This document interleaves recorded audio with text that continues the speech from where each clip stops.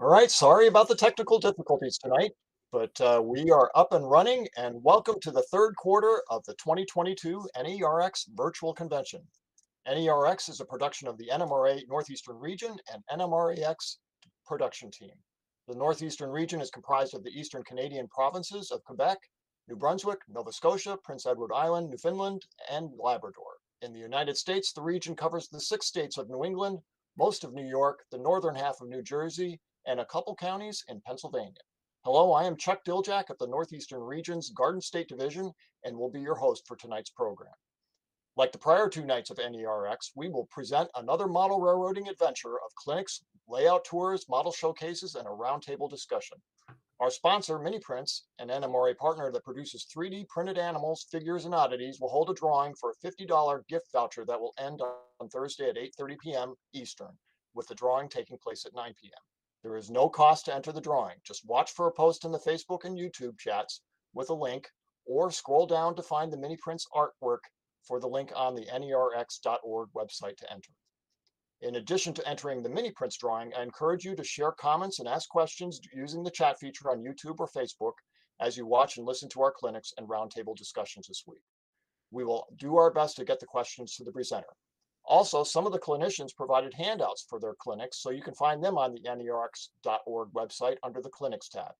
Plus, don't forget to watch NMRAX next month on April 23rd, where many clinics will be presented by NER members. Now sit back with your favorite beverage, snacks, and enjoy the evening. And here we go. Our first clinician joined the NMRA in 2000 and in 6 quick years became a master model railroader. Since joining, he has won multiple service and judged contest awards, including 3 Best in Shows. The model that is the subject of tonight's clinic is one of them.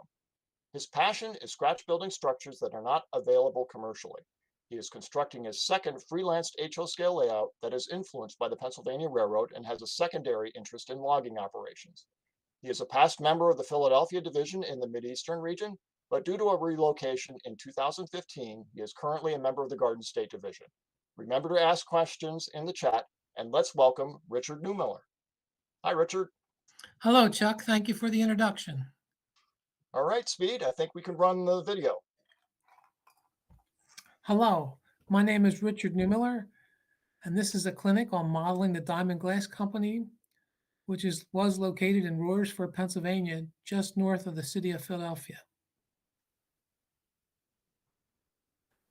The outline for the clinic includes these items: contest goals, discovery, history and products of the company, how to make glass, what are the research results, selecting the key plant components and getting them to fit on the layout, obtaining dimensions from photographs, the unique furnace stacks, and the raw material silos in other buildings.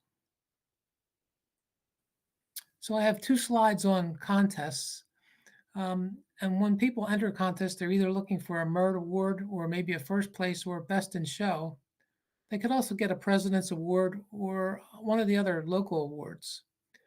What's interesting, though, if you want to do this, the NMRA has a judging guideline that's about 10 pages long, and it gives you the insight into what the judges are going to look for.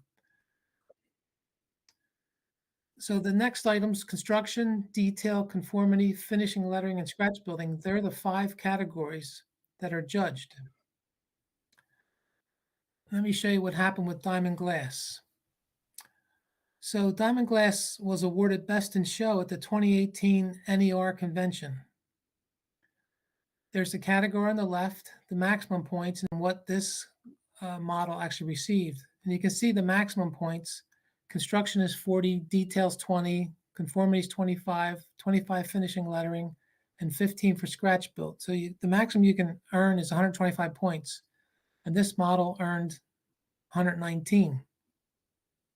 What's interesting, when you read the decision from the judges, they usually put comments. So under construction, they awarded the model all the points, 40, no deducts, and their comments was they found no flaws. The group of judges that did detail gave the model 17 points, or a deduct of 3, and their comment was there was no interior. And that was very true. I didn't do anything on the interior. Conformity, there was an issue with the color. The plant is in multiple colors you'll see on the slides and the photographs I have. and I picked one of those, so I'm sure it was confusing. Finishing lettering, their comment was super, which was great, and scratch built, exceptional. I lost 2 points because I did use some commercial components. And at the bottom there, for scratch built, there was over 4,900 fabricated pieces. 63% of them were commercial, and that gives you the ratio of 98.7% scratch built. So let's just talk about some work samples for a minute. So oftentimes it's hard to find all these components, so you have to make some of them. One of the most challenging there in the second row, if you will, is the vents. I haven't seen any vents that are commercially available. And an updraft exhaust fan is also something that I modeled. And those are all made out of small pieces of evergreen styrene. Same with the dock doors and the man doors. You'll see there the orange colored sheets are my templates for the roof slope and the wall slopes for cutting the corrugated siding. So we'll talk more about that. This model required 2 buildings to have a stucco exterior. I hadn't done stucco before, so I started making some samples. The bottom left one in the stucco samples is paint with pumice. Pumice is a very fine powder that used to be used in polishing furniture. The middle one there says N-scale limestone, and the one on the right says fine iron ore. So those are the threes I tried, and I ended up using the fine scale limestone. On the far right, we have a sample of the corrugated siding with different aging powders put on to try and get the right color for the structure. In the middle there, I have a note that says 3M glue tape. That's a tape you can get from 3M that has is just glue. It's you put it on and then you peel off the backing and then you apply product to it. And you can't separate it after you do that. It's very, very strong. The problem with using that here is that you have no way to wiggle the item in place to get it to be true and to get the corrugations in the siding to line up. Something that I thought you needed to do, so I used a different type of glue. Bottom right, there's some hand-cut 320 grit sandpaper shingles to make 3-tab asphalt shingles. I'll show you how I did those. And the bottom left there, these are from Tichy. Tichy makes some wonderful detailed components. And so we'll show some more of those. So for discovery, this is the online photo that got me interested in the project. I was just browsing through the internet and found it one day. So why do this? Because of these modeling opportunities. It's line side action. It's a local company. I just love the silos, and I really hadn't seen exhaust stacks like those before. It's a complex site, and it's the prototype.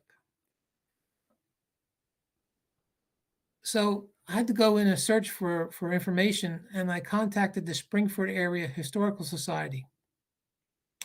This is a picture of one of the maps that they have. This is an artist rendering, so it's not completely accurate, but it's close enough.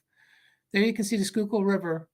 On the near side of the river is Springford, and the far side is Royersford.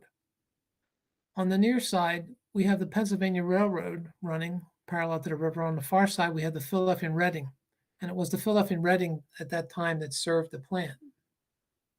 If I blow this up a little bit, on the bottom right corner of this picture, we see these brick buildings, and 2 of them have the number 9 on them. And in the index, you can see number 9 is the Diamond Glass Company. So this was quite a little industrial area. They had stove works, tile works. There was a planing mill. There was hosiery mills. Quite a bit of industry along the river here. So during discovery, we even found this flyer from the company about 1901 is the best guess. And they talked about the products that Diamond Glass made. They made flasks, druggistware, soda bottles, beer bottles, and wine bottles. And they highlighted the fact that they would make it in clear, green, blue, or amber colored glass. So for me, it was best to learn how to make glass. So the sources vary, but glass liquefies between 1400 and 1600 degrees C. On our little flow diagram here, on the left, top left corner, we have the ingredients. We have sand, soda ash, limestone, cullet. Now, cullet is waste glass from a previous operation that is reground. And then we have other minor ingredients, and they're typically put in a mixer, then lifted up and dumped into the melting furnace. And then there's a pool of glass. And then from that pool, there's a machine a feeder that pulls off this technical term there, a glob, and the globs will go into the molds. And the bottom flow diagram is about how to finishing it. And one of the key things there is the annealing layer. So it's a chamber to try and take the stress out of the glass. So the properties of glass are dictated certainly by the materials, and silica sand is the forming oxide. Lime provides stability. Soda ash reduces the melting temperature. Dolomite suppresses crystallization and improves the cooling properties. And sodium sulfate removes bubbles, helps remove air bubbles.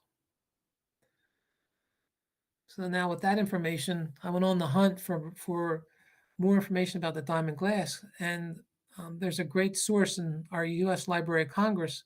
It's the Historic American Building Survey. And diamond glass wasn't there.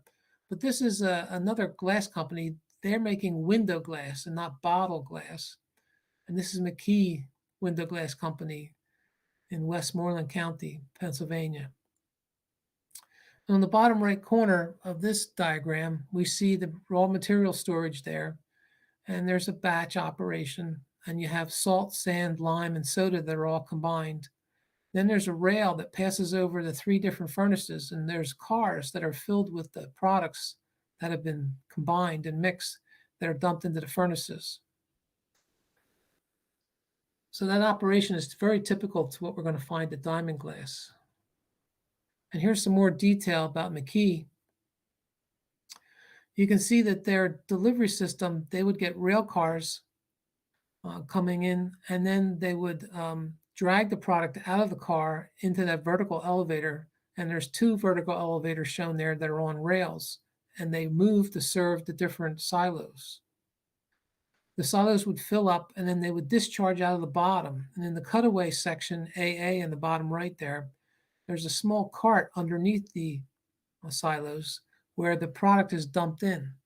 And it picks up the appropriate amount of product in each of the bins and then goes to the very end where it gets lifted again into the batch silo. And then that batch silo, the material there is fed in the distribution cart out to the different furnaces. So Diamond Glass doesn't have the carts per se. It has an underground distribution, and it only has a single batch house. So just a little different. So I found these 2 photos on the internet, and they're not related as far as I know, but it looks familiar. I mean, the bottom right is a furnace that's in operation, and it just gives you that picture. It looks like hell. On the left is a furnace that's either being built or it's being renovated during a downtime. And you can see the tubes there look like to be the jets where the gas flame comes in to heat up the chamber. The top right, we see these gobs of glass that are going into a spinning mold. And so they would be clamped in, spun until they cooled, and then they come out. And the ones in the foreground there are leaving the machine. When Diamond Glass first started, they would hand blow all their glass. And later in years, they got the equipment to do automated production. So those unique stacks that we saw in the picture, I believe they're recuperative furnaces where they're trying to recover the heat of combustion and preheat the incoming air. So if we follow the blue arrows in the diagram, air leaves the blowers. So these would be called forced draft blowers because they blow the air and they force it through.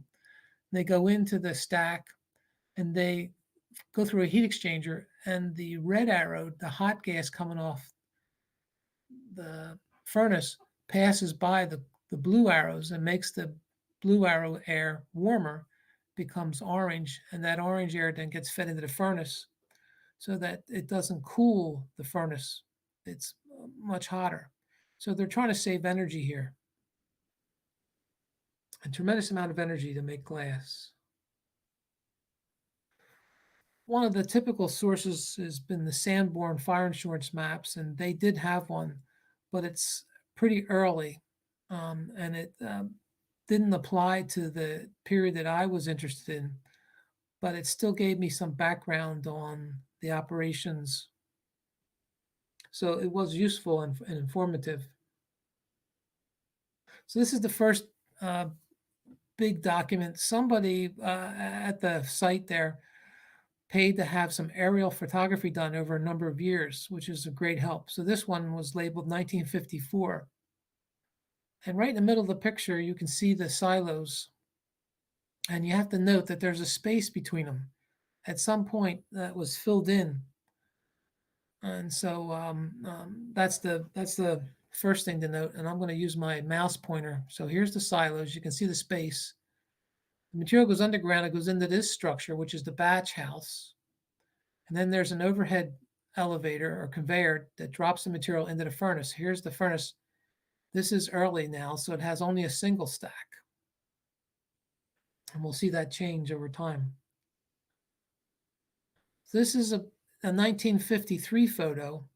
And so we've rotated 90 degrees. So here's the silos, here's the batch house. Now you can see the transport into the furnace.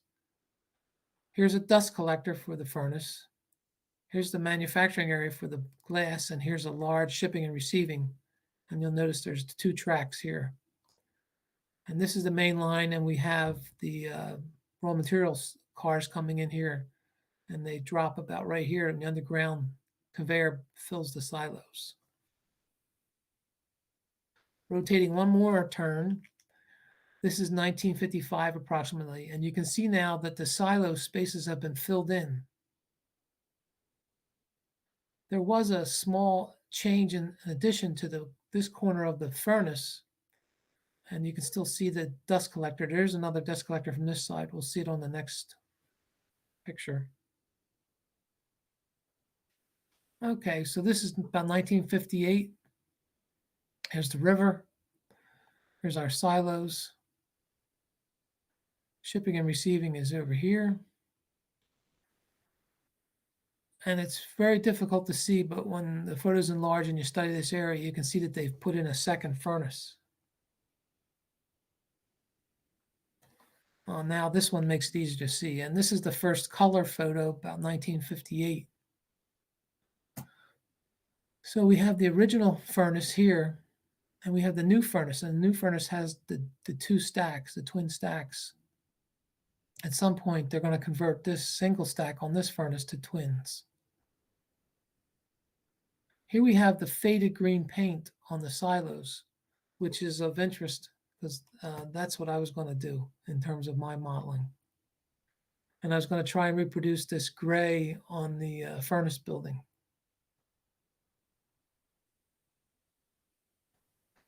And here we have 1976.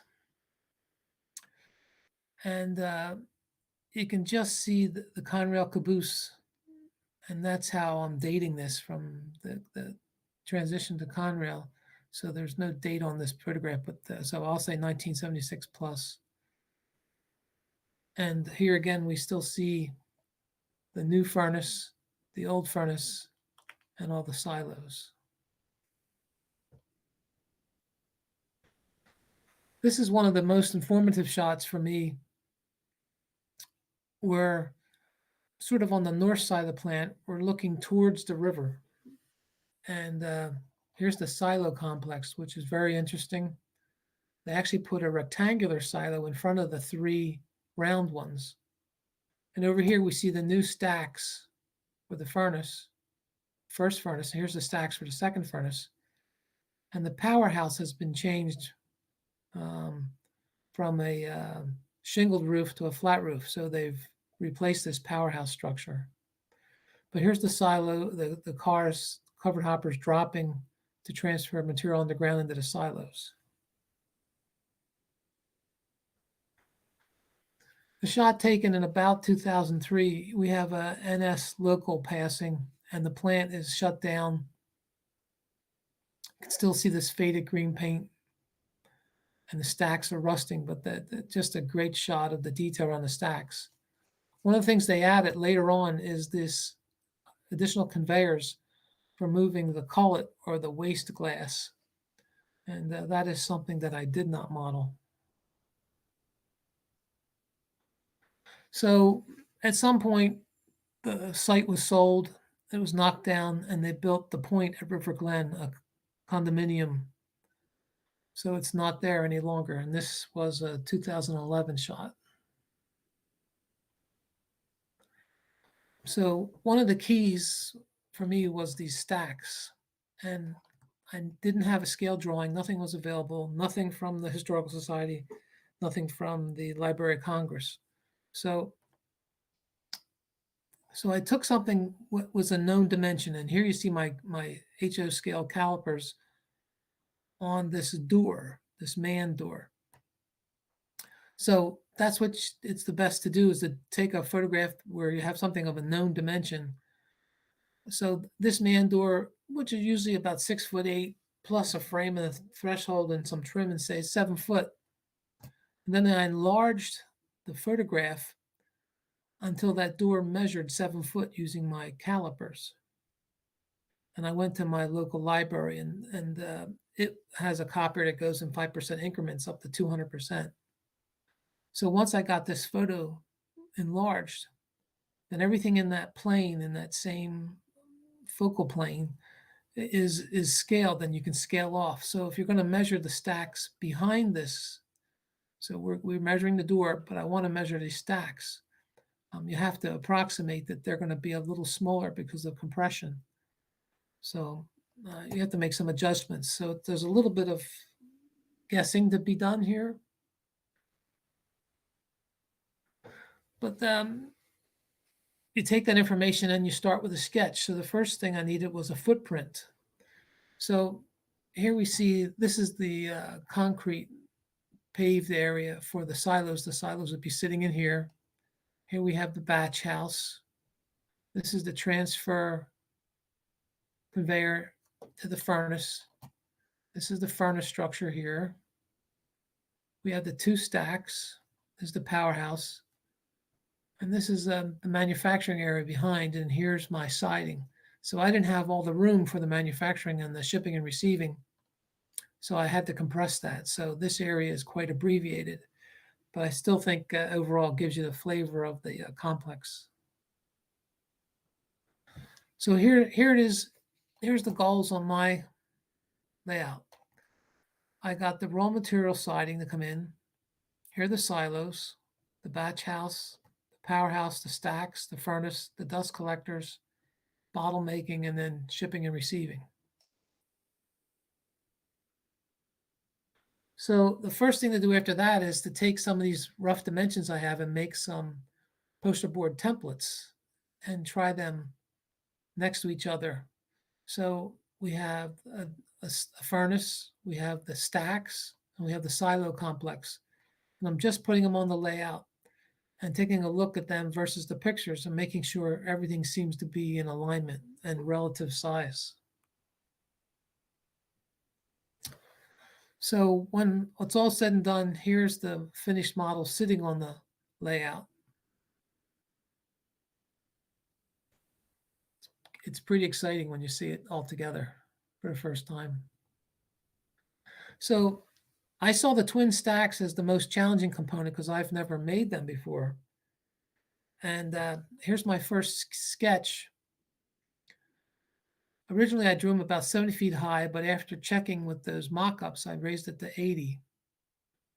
My measurements of the photographs, the scaled up photographs, show the stacks to be about 5'6", this width to be about 5'6", which is 3/4 inch wood stock. So I had some 3/4 inch boards, and they happen to be cherry.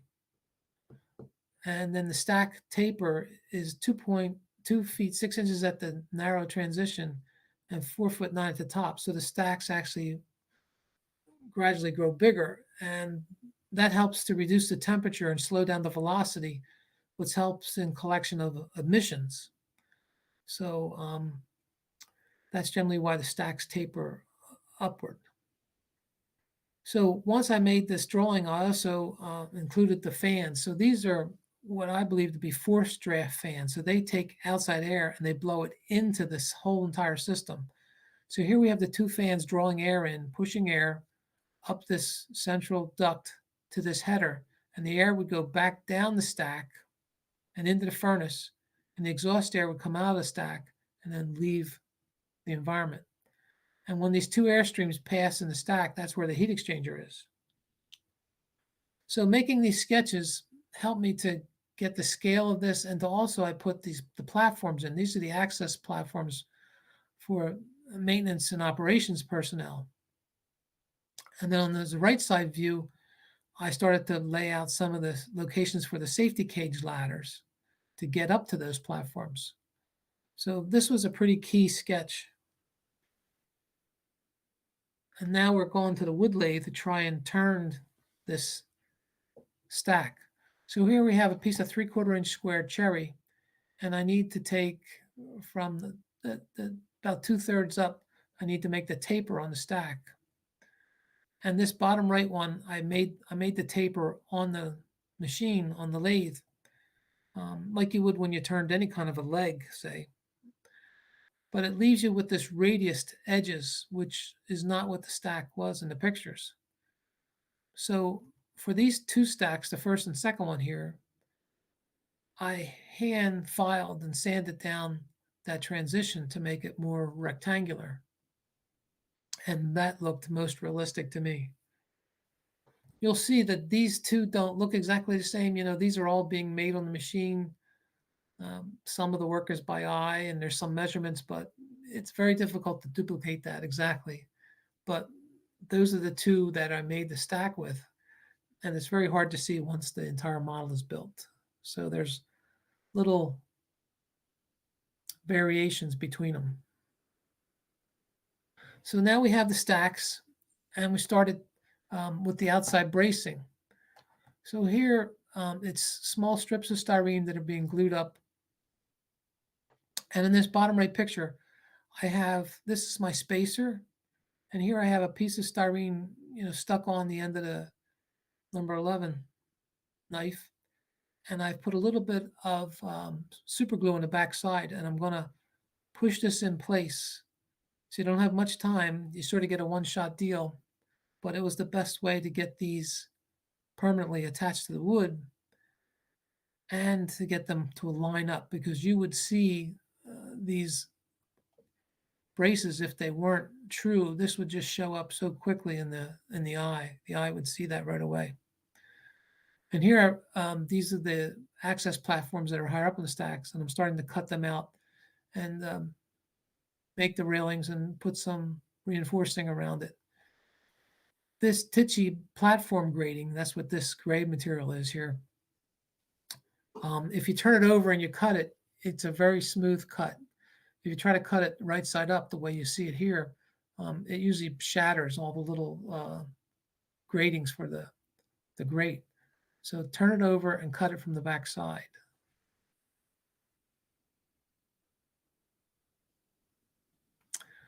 So this looks like a Tichy ad, but it just is great stuff. So let me just go around here. So these are the windows that go on the manufacturing, the furnace building, and they have tilt out sections to let the air in. And I made a small frame around them so that they would stick out off the wall of the building, because the siding has a thickness, the corrugated siding. So when it's installed and painted and weathered, this is what it looks like. Here, one of the windows is modeled with it open. If you can use Tichy rivets for doorknobs, they make great doorknobs, and they have the nut washer castings.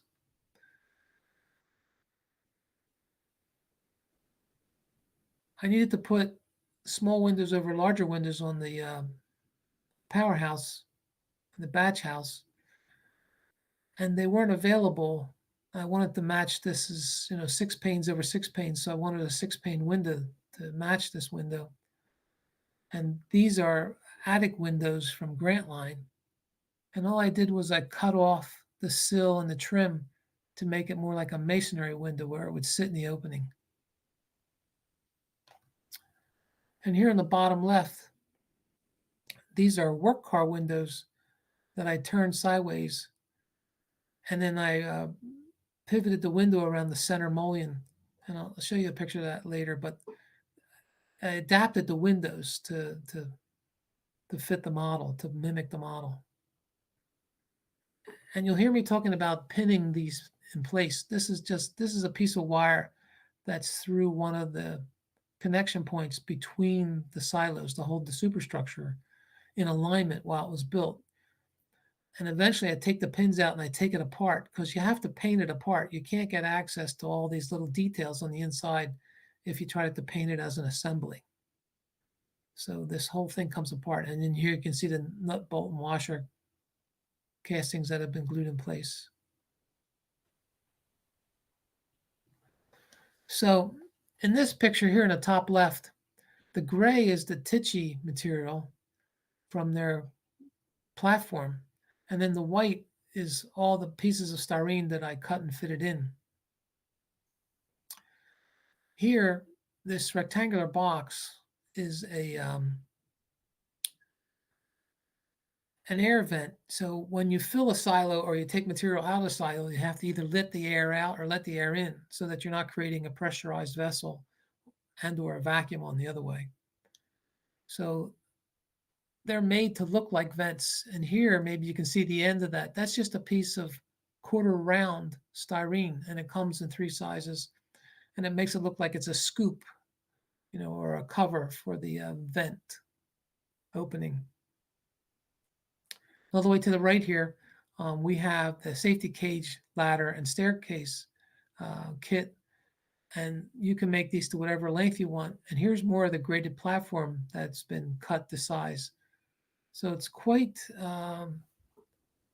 easily modified, and you can make the lengths and the heights and the widths, whatever you need to create these platforms. It's just really great stuff. Okay, so we're back to the stacks. So we needed fans. So had to make these fans, can't find fans of this size. So the fan starts with a piece of a 1/2-inch wooden dowel that you would find at the home center or hardware store. And then the rest of the white material is all styrene, standard shapes that are cut and fitted. So matching this curve right here to the wooden dowel to this exhaust duct or discharge duct, the easiest thing to do is to wrap the dowel with sandpaper and then move this piece of plastic back and forth along the sandpaper until you get that contour. Same way with this. This is a difficult joint to make, but you wrap the stack with the sandpaper and then you move this up and down along the stack until you get that contour. So this whole fan assembly sits on the base here and goes into here, and then this air continues up here, goes into the header and goes down the stacks like we talked before. The stack was screwed to a plywood base because I had to keep moving it to work on the different sides, and this held it in alignment. And over here, this piece of styrene looks out of place, and it is out of place because it's just a short piece in place there temporarily to hold this up until the glue dries. So the stacks are developing, and I was very happy the way that they were looking. So the raw material silos. So I made this sketch. Originally the silos, we could see daylight through them, but then somehow they filled them in. What they did exactly, I don't know, if they knocked it down and built new ones. But I took a look at the pictures, and this is what the sketch I came up with. We have three round silos. This is the main elevator up, this rectangle, and this is the return elevator for the belt to go down. This outline here is what's the head house or the top of the elevator. And here's the outline for the rectangular silo. So we have 3 round silos and 1 rectangular silo. And then here, these are the 12-inch steel I-beams that connect the 2 silos. This silo and the 2 outside silos are both at about 52 feet high, and the middle one's a little shorter, about 6 feet lower. So we have to span that one to build the superstructure, and I'll show you that. So how to make these silos? Well, drain, waste, and vent plumbing pipe from Home Depot was just what the doctor ordered. Home Depot has 1.5 and 2-inch. I needed a 2.5-inch, and I ordered a section online from a company in California, and you can buy it by the foot. So I got a couple feet. Here, this bottom left one, this is a 2.5-inch pipe, which has, and that's inside diameter when they talk plumbing, it's inside, which makes it 2 7/8 inch outside diameter. An HO scale, that's 20 feet 11 inches, and the photo scale 21 feet.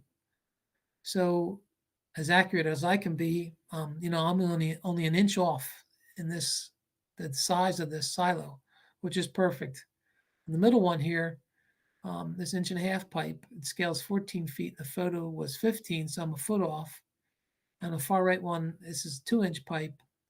The photo scaled 17 feet 3 inches. The pipe measures 17 feet 3 inches, and the photo scaled 18. So about 9 inches off. So overall, these were the pipes I selected to duplicate the silo complex. So I made a sketch. So here we have the head house. This is the main elevator. It would come up here and discharge, and then the belt would return. So it'd be a constant loop, go back on underneath and come back up. So we have the 2 outside silos, the middle one, and then we have the rectangular one in the front here. So getting these relationships and these heights to work, because we need here's the head house, then we have the distributor, and then from the distributor we run all the pipes, the spouts for directing the materials to the right silo.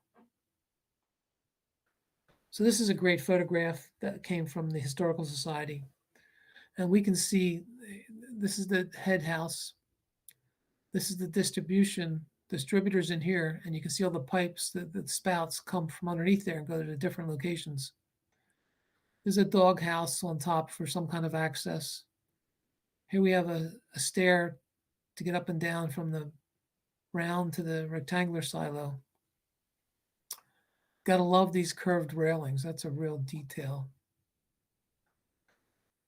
And you see some pipes here that come up with very large radius bends. These are pneumatic transport tubes so that these silos could be filled by a tanker truck, a ground delivery, if you will, should they have problems with rail delivery. So building the silos, the elevator that goes with the silos. So the evergreen styrene rectangular sizes are too small for the scale of this silo assembly. So 2 pieces were put together, and then the intersection of those was filled with that squadron green putty. So you can see the outside braces here were put on. And here we have, on the top left here, this is the head house, the rough structure, the head house, and then the material will come down into this small building with the distributor and then go out to the spouts.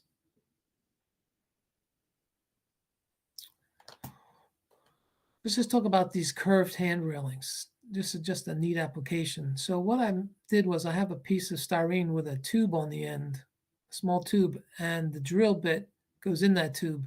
So that keeps the drill perpendicular to the surface.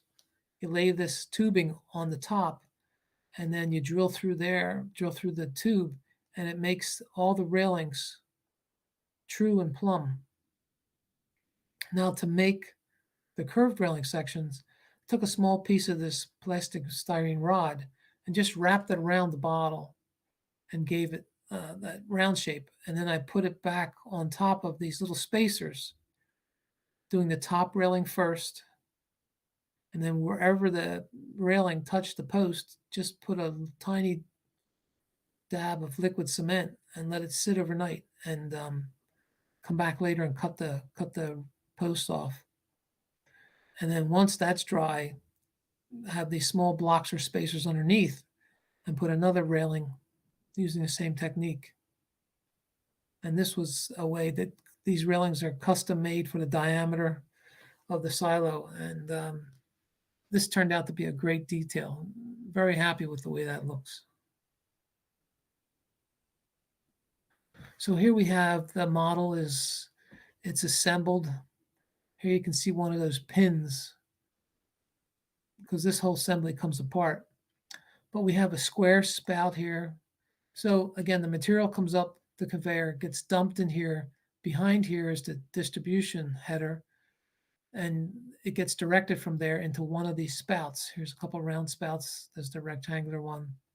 On this silo, on this elevator rather, the material comes up, comes down this spout and into this silo. So here's the air vents. You can see all the railings, how good the railings look. We'll take a look over here on the right. Again, you can see the gray material is the Tichy open grate platform that has been modified to fit. And then the styrene is all the small white pieces that have been made.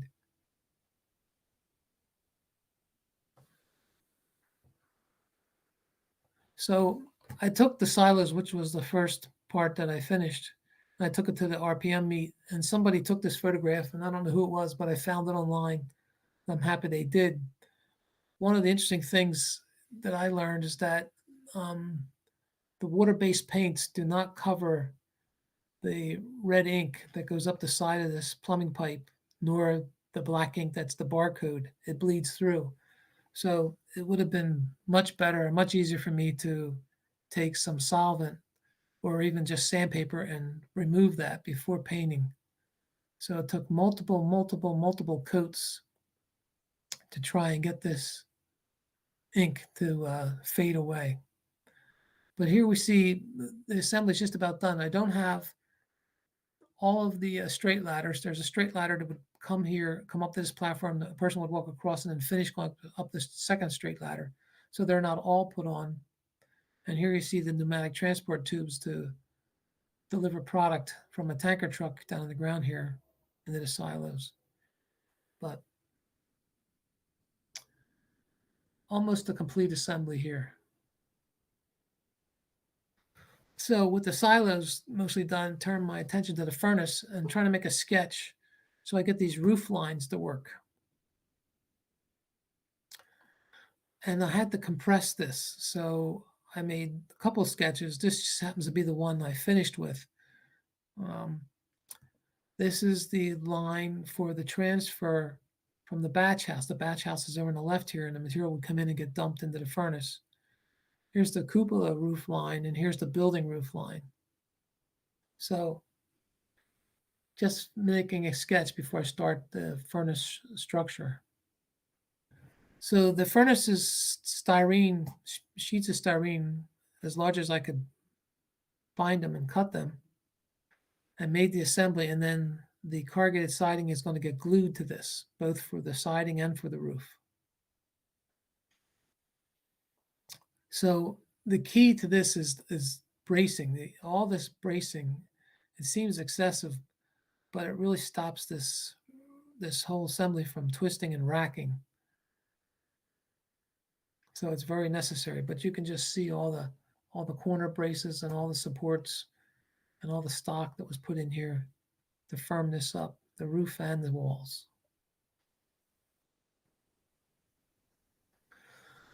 So I purchased packages of the Northeast corrugated aluminum. They come 1.5 by 8 inch. There's a couple sizes. One of the things I was worried about was making sure this would adhere to the plastic. And what I found was that I needed to wash this aluminum corrugated material in a little bit of alcohol and then sand the styrene surface. And then I could apply it with this Aleene's tacky glue. And that gave me the ability to put it on and to be able to move it so I could get the all the corrugations aligned, which would be very obvious to the eye if they weren't well aligned. And this material is cut with a sharp X-Acto knife in a square here. And I'm making pieces of the siding. They're cut about 4'6" by the length 10'9", and 10'9" is the 1.5 inches that comes standard width. So here you see 3 holes. This is for the dust collector goes over here. There'll be ductwork to go in here for the exhaust. And so they're there already in place.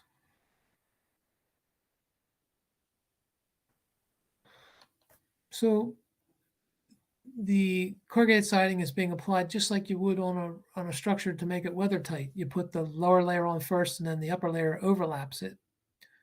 And to make sure it all aligns, I used a piece of styrene and I drilled holes, and I used it as a story pole or a marker.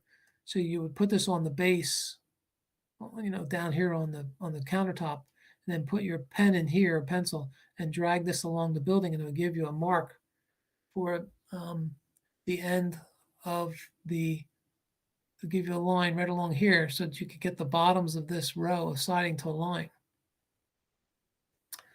So first layer of siding, second layer of siding, then cut it off flush with the roof, and then put on the fascia. So that's what you see happening here.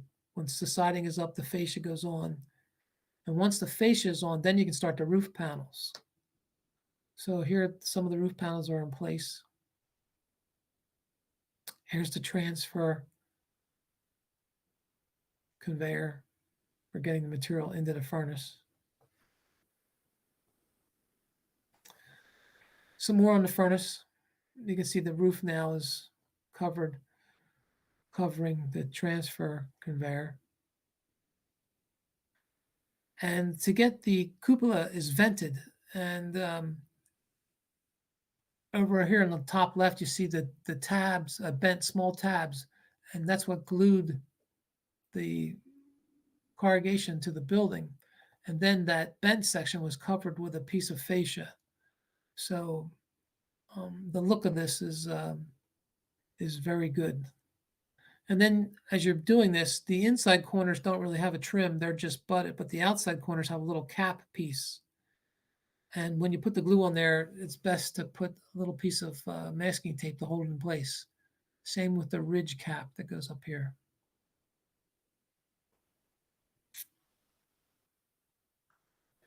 So the powerhouse is a structure that has stucco. So here we see it's a masonry structure. So you slope or just take the back of a knife and scrape the opening for the window to give you a slope sill. And always put the fascia board on, longer, and then cut it once it's dry. Come and cut this off flush. And these 2 tubes are the nesting tubes for the inlets for the forced draft fans that go to the stack. And this is one of the venting cupolas, and this is the vent I made here. One has the siding installed, this one's not yet done.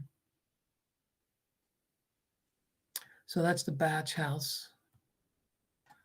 The powerhouse. And the powerhouse was stuccoed, so this is my first time stuccoing. So you get all the windows and doors and the brackets installed, sand the surface a little bit, and then tape all the details that you want to protect from the stucco. I used just flat wall paint from Behr. Put a coat on, let it dry, put on a second coat, and then sprinkle on the ballast. And you see the limestone ballast there. And then lightly apply a dusting of wet water, which is water and a little bit of alcohol, and stipple that with a brush. And once that dries, you can paint it to your final color. So it gives you a pretty good stucco look as you experiment and learn. So this is my first time stuccoing, and I was happy with that. And here to get the cupola, the contour to the roof, lay the sandpaper over the roof and then push the cupola back and forth until it sands out to that contour. So here's the batch house. The batch house was the second structure that needed stuccoing. And once it was stuccoed, 60,000 C channel and 47,000 wires used for the gutter and the downspouts. Here we see the wet and dry sandpaper shingles that I made being put on. And the flat roof here is just, sheets of copy paper.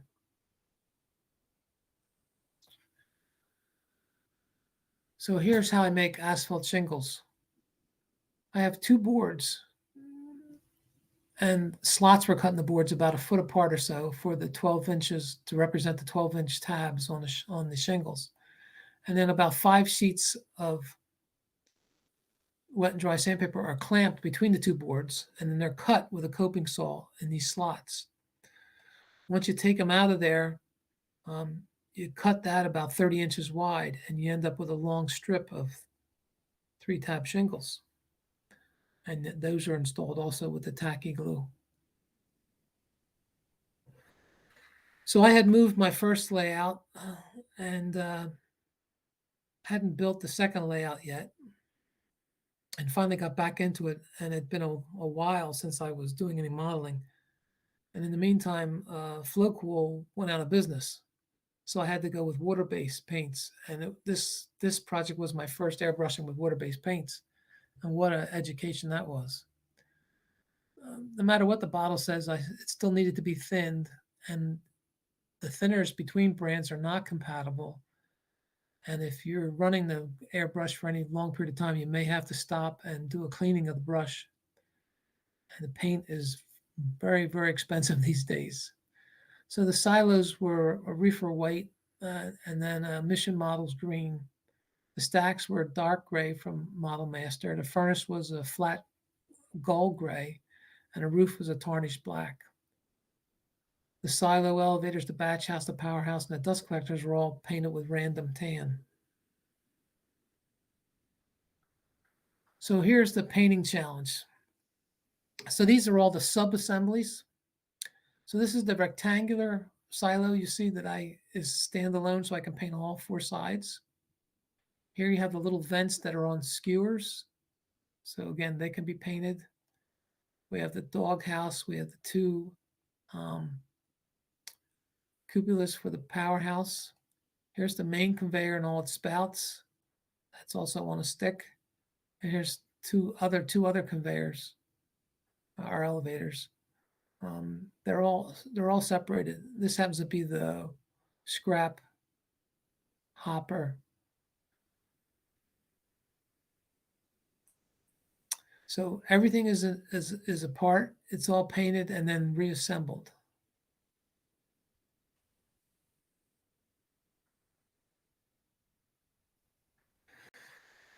One of the challenges with being next to the river is once in a while it's going to flood. And in 1972, the river rose high enough and flooded into the plant.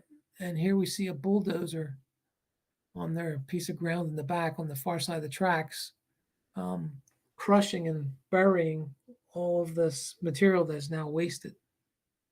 It's trash. Here's a picture during the flood. Sign reproduction. So I used Excel. So this was their diamond glass sign, and this was their name on the side of the building. So I reproduced that sign, and here's the building sign in Excel. There's actually a sign on the rectangular silo with their initials. And then all the little industrial signs I found on the internet, copied them and shrunk them to fit, and then printed them out and posted them on the buildings. And these are the numbers for the dock doors. So weathering, we had the faded green paint on the silos, and then just your collection of standard washes. I used Dr. Ben's Realistic and Weather Rust, and then Bragdon powders. So this is the collection of materials. And it gives a pretty good representation of a weathered, aged structure. So here we have the silos. They're being reassembled. Before they were, everything was painted and then weathered also. And styrene, both the tube and the rectangular sections, are nesting, where one size will usually fit inside of another. And I put two small pieces of nesting or smaller sized rectangulars pieces on the base, and so that was where the two elevators on the main section, they slipped over there and they fit in. And then it's hard to see, but there's holes here, here. I think there's one here and here to put that superstructure back in place. And you can see some other holes. So everything's been pinned down to where it wants to go. And then that helps with the final assembly. So we have them now assembled. They're on the base. They've been weathered. And all the details are applied. So this is when you see this, you've been working on it for months and you come back and then you see it finally like this. It's very rewarding. Very happy with the way the silos turned out. So the stacks are certainly my favorite. Here's all the access ladders to get you up to these platforms. It's just really fun just to see this. We have the corrugated roof. We have a flat roof here. Here's the shingles, those 3-tap shingles on the powerhouse and on the batch house. And the siding's been weathered. Some of those internet signs have been posted. Doors were left slightly ajar when they were glued together.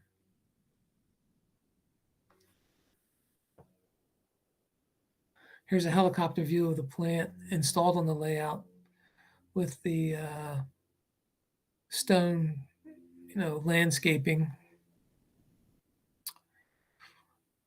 And here we have a diesel servicing area that sits in front of the track that provides service for the discharge for the elevators. So one more view. This is the back side of the plant. Shipping and receiving is here. It's the back side of the furnace, the back side of the silos. So that concludes my presentation. Thank you for your time today.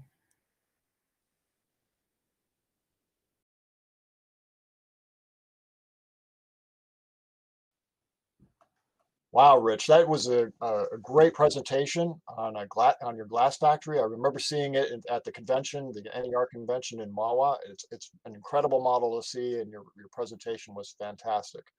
We did get a one question that came through right now. One of our viewers asked, how long did it take you from end to end to build the model? Yeah, I didn't run a time clock, but I would say around 300 hours. Hmm, okay. Wow, And that's most of the bigger projects I've worked on, that seems to be about right. okay. 300 hours. One question I was curious about was, I've seen some of your models before, your East Broad Top yard office, and I've seen your glass factory, and there also the photos that you've provided in last year's model showcase and this year's on the Glenside Lumber and Coal. How do you choose your projects, and what do you look for in your projects? Is it the complexity? Is it the style of it? Or a personal history? This one, the Diamond Glass, I was browsing the internet for train-related photos, and the photo showed up of the plant. And I just got enticed by the stacks. I hadn't seen those types of stacks before. The project that I just finished, the Glenside Lumber and Coal, I actually bought the lumber from there for the first house I built. And so, and I rode by it on the Reading Railroad going to a Center City, Philadelphia job. So I always saw the back end of the lumber yard when I would buy. And so that's what sort of prompted me to do that. So Oh, it wow. depends. I don't have a particular time frame. I don't have a particular railroad. I just like to do things that interest me, and that was why I did it. Well, thanks for sharing it here on NERX. It was an awesome presentation, and we really thank you for all of that work. And we look forward to your next project. Thanks for inviting me.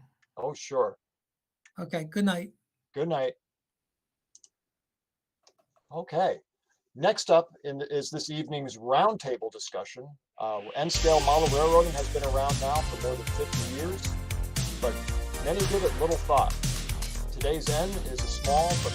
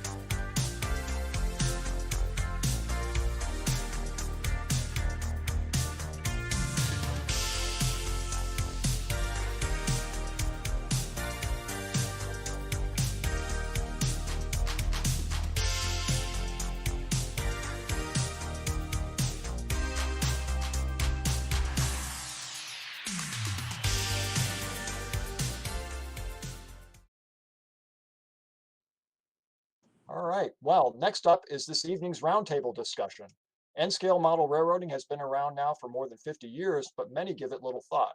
Today's N is small, but now a significant part of the hobby, and it has evolved well beyond its rough and toy-like beginnings. In fact, modern N-scale enjoys a level of quality and motive power, rolling stock, and electronics much like its bigger and more popular siblings. Early N-scale modular layouts brought model railroading out of the basement and into the light, and today, N-scalers are involved in everything. Modular layouts in 3 different standards, home layouts, both Shelf and Empire, and operations that rival those of the other scales. The roundtable discussion will explore how 3 accomplished N-scale owners built layouts incorporating realistic operations into their hobby fun. Who knows, maybe you could have a future in N-scale, the normal scale. Let's welcome another very happy N-scale modeler as your moderator, John Doring. Chuck, how are you today? Good.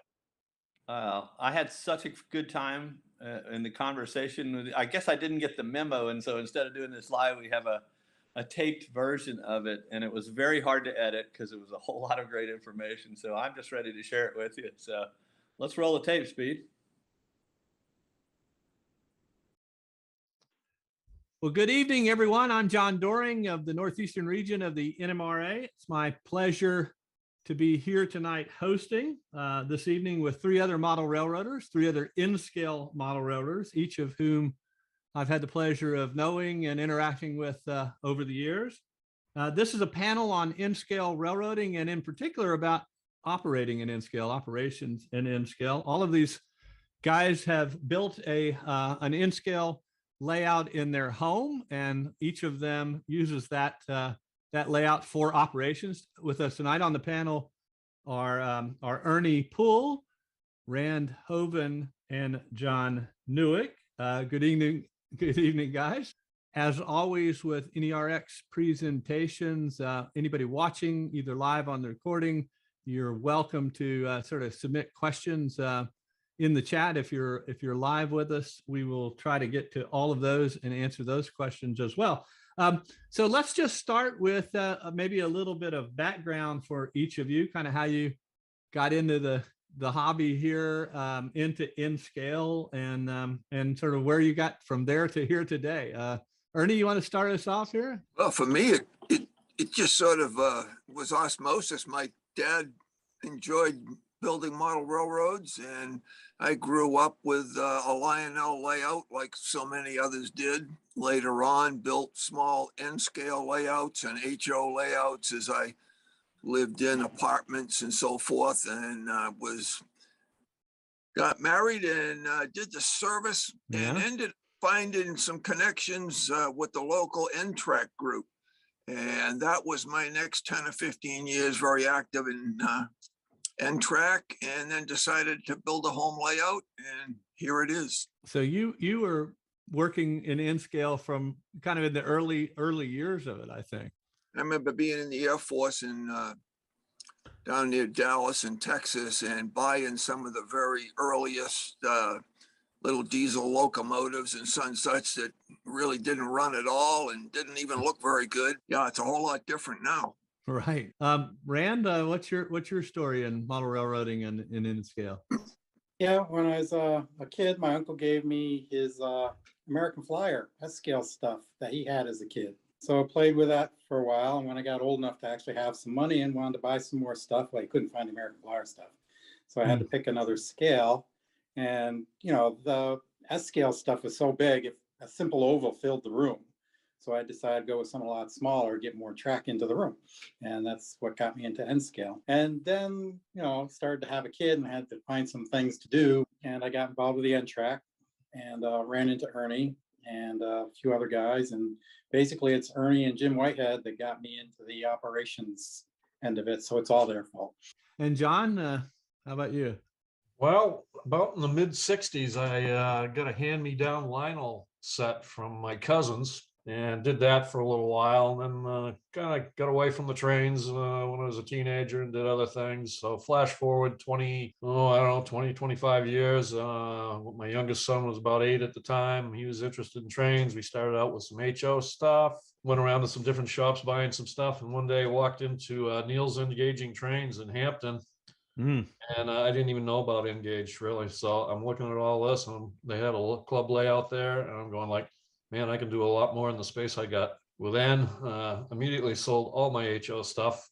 They also had the club there. So started off in N-Scale, joined the club, built a small layout, moved to my girlfriend's condo, built a bigger layout, then move ahead, inherited the parents' house, built a train room, 15 by 25 train room, built a 3-deck, triple decker, and there you have it. My next question was going to be, you know, to kind of just describe for the audience sort of, you know, the parameters of your layout sort of size. So John, you just said yours is a 15 by 25, 3 decks, 1 helix, right? As I remember. Yep. Okay. And how long have you been working on it? I started that in 2005. Pretty well done, but you know, they're never done. More scenery, more buildings, but as N-Scale layouts go, pretty big. Yeah, especially with the multiple decks. Rand, you also have a pretty big layout. What's the size of yours? Yeah, it's in a 15-foot by 30-foot room. It's 2 decks. If you start in a staging room yard, take the long way around. About 20 minutes later, you'll get back to the staging yard. It's designed for long runs. People who want to do mainline trains, that's what it's designed for. There's some switching opportunities, but it's mostly about big, long running trains. And what's what's the length of a train on your layout then typically? My sidings are 8 feet long, so it's a 15 to 20 car train. Okay, John, your trains can be pretty long too, I think. Yeah, most of my passing sidings will take 20 cars, a caboose, and 3 engines. So Ernie, yours is a little bit different size. Tell us what's your layout sort of size and shape and.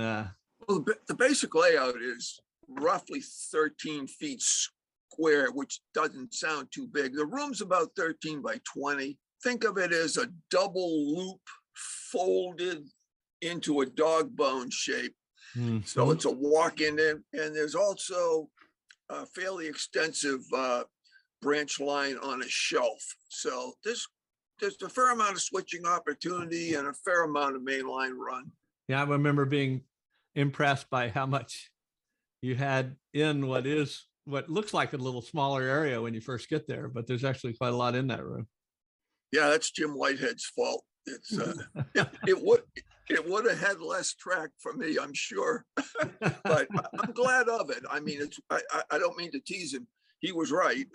There were some things we needed to do for operations, and we did those things, and I'm glad of it. Ernie, you kind of alluded to this in the early days of N-Scale. You said it didn't look very good and didn't run very good. And it kind of had that reputation for a long time, which would make kind of high fidelity modeling really impossible. But a lot has changed over the years to where I think a much more common refrain today when people see N-Scale is wow, it's really good. It's as good as HO. It's as good as sort of other things. And a lot of times people are kind of surprised if they hadn't been keeping up with it. I'm wondering, as you guys built your layouts, did you have any particular challenges that come with working in a smaller scale like N? So when I was designing my layout, I figured out you could get about twice as much trackage in the same place an HO layout would. And if you try and take advantage of that too much, you wind up with this little spaghetti bowl of a layout. So what I've figured out basically is you kind of want to take an HO scale layout and then just do it in N scale, which gives you twice as much track yardage, twice as many industries in a town, twice as many buildings and stuff like that. The one big problem I discovered with a double deck layout is that the people don't scale down, right? A guy still eats up 2 feet square on the floor. Right. And, you know, you got enough layout now for 10 people to operate, but you can only fit 6 or 8 into the room at a time. So that was the thing I missed. Yeah, I understand that, Ram. I got a 3 deck and we have to kind of space the jobs out so not everybody's in the same place at the same time, you know? Now, I've got industries that, you know, will take a simple industry will take 5 or 6 cars. You don't have to selective compress as much. You know, you don't wind up the case where 2 box cars are bigger than the industry they're servicing, which is nice visually. So how about, you know, like I think about the various operating sessions I've been a part of in all different scales. Sometimes it's hard to work with HO scale cars, uncoupling, moving things around.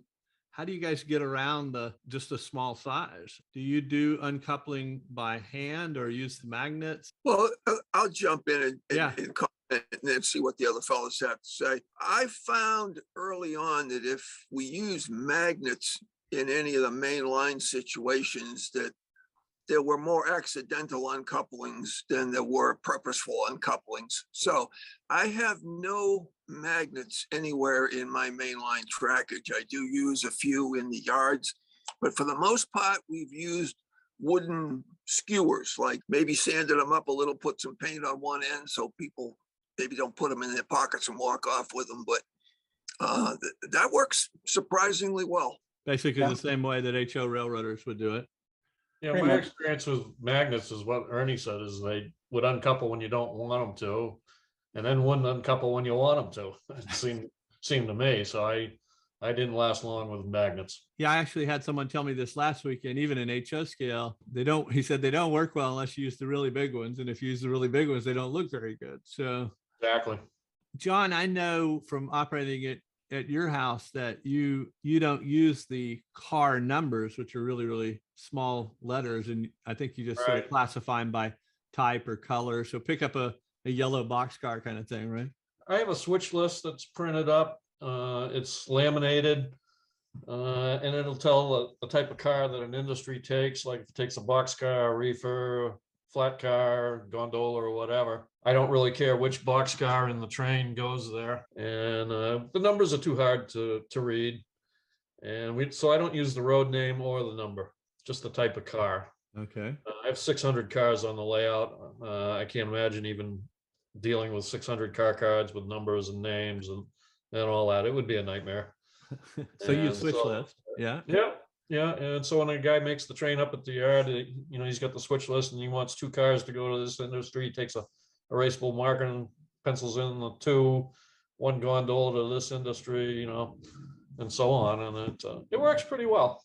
Yeah, that's what I remember. How do you handle that, Ernie? How you Uh, identify individual cars and such? Yeah, I set this up pretty much the way Jim Whitehead had his layout set up, because he had set up some Microsoft software that worked real well. I'll give you a quick look at this. I don't know how well this will show up, but it's just a car card and a waybill that you can take out of the car card. So each car has a car card, and the waybills can be changed in and out. And I find it works for me because I don't have a mess of paper before and after the sessions. And if I lose a car or a car's in the wrong place, you can always run around, find the car and the card and put things back together. My layout is relatively small now. I don't have 600 cars on it, but I probably do have 100 something cars, and it works for me. So you don't have the problem where an operator can't see the numbers very well because they're so small that they pick up the wrong brown boxcar? Sure, it can be a problem, but there are a few things you can do, Hmm. like these small flashlights. I hung around the layout. Yeah, things like that. You can help Right. it a little, but is it a problem? Yeah, it's a problem. It's a little bit more of a challenge. Of course, if you're not paying attention, you can make this mistake in any scale of picking up the the wrong Yeah. brown boxcar. It really helps that Ernie's layout is very well lit. His is Yeah. very well lit. Yeah. His room's been called the surgery because Yeah. there's so much light in there. The operating room, right? How do you deal with this issue, Rand, with sort of making sure people can find the stuff and pick Yeah, the so right the one? Delaware and Hudson is a bridge line. So it took traffic from the south and the west and sends it north and east and vice versa. And it all gets interchanged in Oneonta.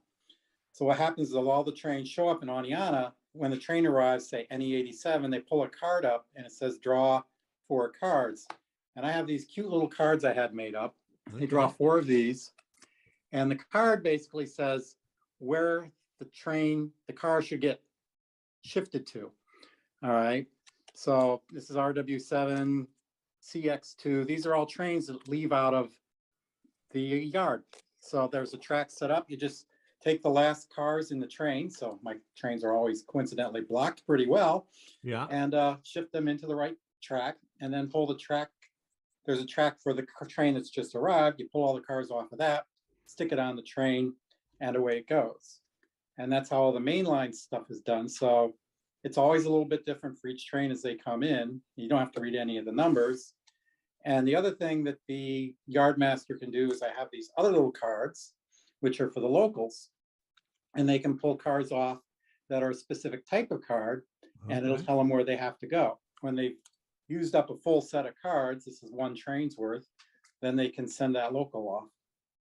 And then once there, it's, type for type. Okay, so that's similar to how John does it then. You Yep. just- Fantastic. Where'd you get the idea for all the little cards like that? That's cool. I play a lot of board games and stuff like that. And, they're just full of crazy little cards and they're not too pricey. That's what it reminded me of. It's sort of like playing a board game, which is a really good point to make, right? Because that's kind of what operations really is what, turning the whole thing into a game rather than just sort of watching things go around the Christmas tree. I think without operations, I'd still be a collector. I still have a closet full of kits that I need to build over the next 50 years, but I don't know that I would be as interested in watching them as much as I am. Yeah, I barely do anything with my trains unless it's an operating session. Although I did get bored at the beginning of COVID and I did a YouTube video of a solo operating session. You search for my name on YouTube, Rand Hoven. You can find that video and you can kill 45 minutes watching me take a train around my layout. That's an interesting, I've heard other people talk about, this, what am I going to do when I'm all by myself, locked down? Should I have my own operating session? Did you enjoy doing that? Yeah, I wore different hats and different clothes and did different jobs. And I did a lot of work on the layout during COVID. Mm. It was a good time to do that. We stopped operating for 6 or 7 months anyway, and then we did just some small groups. Everybody masked up. We do a few guys, weekly. Do you still do regular operating sessions, Ernie? No, not since the COVID Yeah. crisis started. As far as what I did during the session, there are times when I come down and run 1 or 2 jobs. I have sort of followed the schedule doing Yeah. the jobs that have to come next. And just to keep things running. I do that sometimes. But I think one of the experiences that layout owners have is particularly if their operating sessions are sort of big and pretty involved and have a lot of people there, that they actually don't get a chance to run trains very often because the job of host is such a big thing, right? And just occasionally being able to rediscover your own layout, so to speak, right? By running 1 or 2 jobs is kind of sometimes people say that's sort of fun. Yeah, that's pretty true. If I have 7 or 8 guys, I'm busy keeping it all together. Particularly if they're not regulars, right? Because Yes, especially. let's see, none of you, I don't think runs a lot of steam locomotives. Are there any performance issue challenges that you've had to deal with in scale? I'm thinking about like really small switching locomotives that can't make it across switch points or anything like that? Anything that you Yeah, had to do in building your all layout? about, it's all about the track work. Hmm. You know, your Absolutely. track work has to be perfect, and there's things you don't think of, like twists, right? I never had a problem with twists before, but suddenly one of my locomotives wouldn't get past this certain spot on the track. And I discovered there was a twist in the track, and that the trucks were very stiff, and it would lift one set of trucks off the track. So it's all about track work. Once you get the track work down perfect, I mean, even I have it's a little switcher, Mhm. about 2 inches long. It's got sound in it, just a little 2-inch locomotive. And there's a little yard it switches, and most of the time it runs just perfect through there. And then when it doesn't, that skips a beat in the sound or something, I get out files and I get out cleaner and I go crazy trying to fix that spot. Yeah, I found basically the same. I've powered all my frogs on my layout. Otherwise, the small engines get on them and they would pick up. But most of the time, everything runs pretty good. But you got to spend the time doing the track work and making sure it's good. So there's not really anything different than about the equipment, I don't think, in N-Scale. No, it's just a little lighter, and I think it's a little less forgiving. The visual experience switching can be a little different because in the big scales, like I've worked on some O scale layouts, I mean, the stuff is big and you're here and there's a car here and a car here and you're switching over there. So Yeah. it feels like a big space. In N scale, that becomes, I got a car here, I got a car here, and it's going over there. Okay. So you're not into the scene as much. You're standing back further in the sky. You got to make sure you're running your locomotives slow. Right? If you start running as fast as you do as an HO scale or O scale, you're actually wind up discovering you're switching at 60 miles an hour. Right. And it just doesn't feel right. It doesn't look right. So you got to make sure your locomotives really are crawling along, and then it feels a lot better. But then again, that's all track work again. Yeah. Piece of dirt, it stops and it messes up the experience. It's interesting what you said, Rand, because that perspective of looking down on it, I think it was also it's just a reinforcement of the idea that you see, and even your layout, John, has places where you're really looking straight at a locomotive, right? It's at eye level and you're really up close to it, and the scene's not very deep. And it kind of helps a little bit with that. It's almost like you're getting down on the ground to get up close and personal with that. And I think that works better. Yeah, especially the upper deck. It's a 56 to 60 inches, so it's right in front of your face, basically. Yeah. Ernie, is your experience similar in terms of performance, operations, any issues with? Yeah, what the guys just mentioned, that's the two big things. If you've got reasonably good track work and you've taken some time to clean some wheels and maintain the locomotives, N-Scale runs beautifully. The few locomotives I've had over the years that I just couldn't find the ultimate answer to, they just end up off the layout. I'm sure everybody has that situation. Actually, all the locomotives they've made in the last 20 years are all basically pretty good runners, since the mid 90s, I would say. Yeah. The Atlas and Cato stuff runs really well. Lifelike, some of the newer Lifelikes, okay. I have some steam locomotives, which are a little bit problematic because they look absolutely stunningly beautiful, but they don't pull anything. But that's kind of a whole different set of physics compared to the diesels. How about the difference between truck and body mounted couplers? How do you guys deal with that? I have both. Yeah. I think I just tended to use, for the most part, however they came, that's what I used. Okay. Body mounted couplers are good and they're bad. It depends. If you got a long train and you want to push it backwards a lot, then probably body mounted is a safer way to go. I don't have much trouble with the truck mounted couplers, at least the way we operate this layout, but my trains probably average 15-ish cars, so they're not. Yeah, well, that's about the same as the other guys are talking about, and not that much. I would say that 75 to 80% of my fleet has truck mounted couplers, and the other 20% would be body mount. I almost prefer the truck mounted couplers myself, Really? but other people would argue the other way. In the same way, I found two camps in terms of whether or not you should have metal wheels or keep the plastic ones. That's another area where I don't know what the right answer is. Yeah, I don't either. I'm probably 50-50 on that. Okay. As far as 50% metal, 50% plastic. People say the metal wheels keep your track cleaner, but if you pick up any of the cars on my railroad, whether it's plastic or metal, they're both caked with black stuff. Yeah, my experience is kind of weird on this point. A lot of people go through all the trouble, switch metal wheels on their cars. My layout, for some reason, the metal wheels work worse. Is that right? Really? Yeah, and I wound up pulling all the metal wheels off cars and putting on plastic wheels. And Huh. had better luck. It's just weird. That's Yep. interesting. So maybe the take home message is before you spend a lot of money going one way or the other, just play around What with you it. got? See, Yeah. All three of you kind of seem to be okay with a mix of all these things. I have far more Microtrains plastic wheels than metal. The only metal wheels that would be on my railroad are maybe an odd Athearn car or some such that came with metal wheels. And even some of those I've changed out to plastic. So I've had better luck with plastic, same as Rand. On the flip side, so sometimes we'll talk about the potential challenges with N-Scale, but I think there's some advantages to N-Scale too. Rand, you mentioned one of those earlier, just getting a lot more layout in the same space. Yeah, and you get a more godlike view of what's going on. Yeah. I've noticed over the years too, and I look at track plans, that I can almost always tell the N-Scale plans because they just look different. They get drawn up differently, and they're not just sort of bigger versions of HO. I call this linearity. It's like they're longer and skinnier. Does that make sense to you?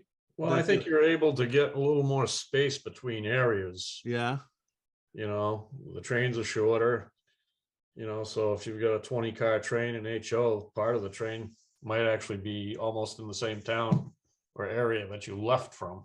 I tend to do like 2 8-foot blocks and then go to a double track passing siding and then some stuff scattered about it. So I don't really run into the scenario where part of the train is still where I just left. So you get a little bit of run between the areas. Of course, I have a fairly big room, so that helps to boot. Right.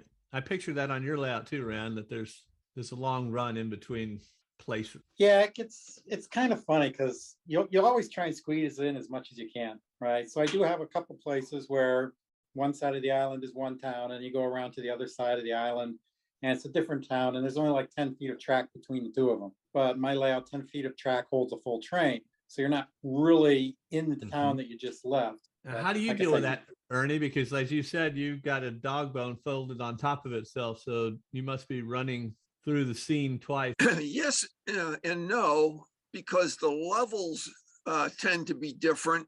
And I kind of worked with the scenery to minimize that.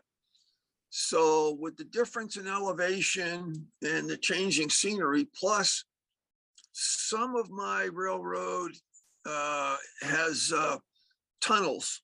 So as you leave one town, you're probably going to go through a hidden area before you get to the next town. Mhm. So that what the fellows had mentioned earlier about the back of the train not being where you left from when you get the locomotives to the next town.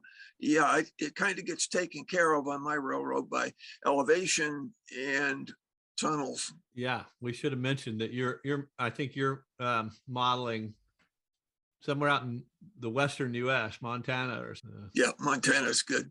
Right. I think doing that on your layout, Ernie, makes it feel bigger than it really is, Ernie also had a trick that I adopted, which I really like. When the two trains go through a single scene, the back train, what he did is he kind of built these little narrow hill kind of things, and they're just kind of tall enough to hide the track. So when you look at the scene, you don't really realize there's a track back there. And then when the train comes through, you just kind of see like the top half or the top quarter of the train. So you know what it's going through, you know how fast it's going, whether it's stopped or broken up or anything like that. But when the train's not actually going through there, it looks like a single track through the scene. Do you mentioned tunnels, Ernie? Do you have a lot of hidden trackage then? And does that ever cause any trouble? The answer is yeah, there's a fair amount of subterranean trackage, but we were also careful to put no switches.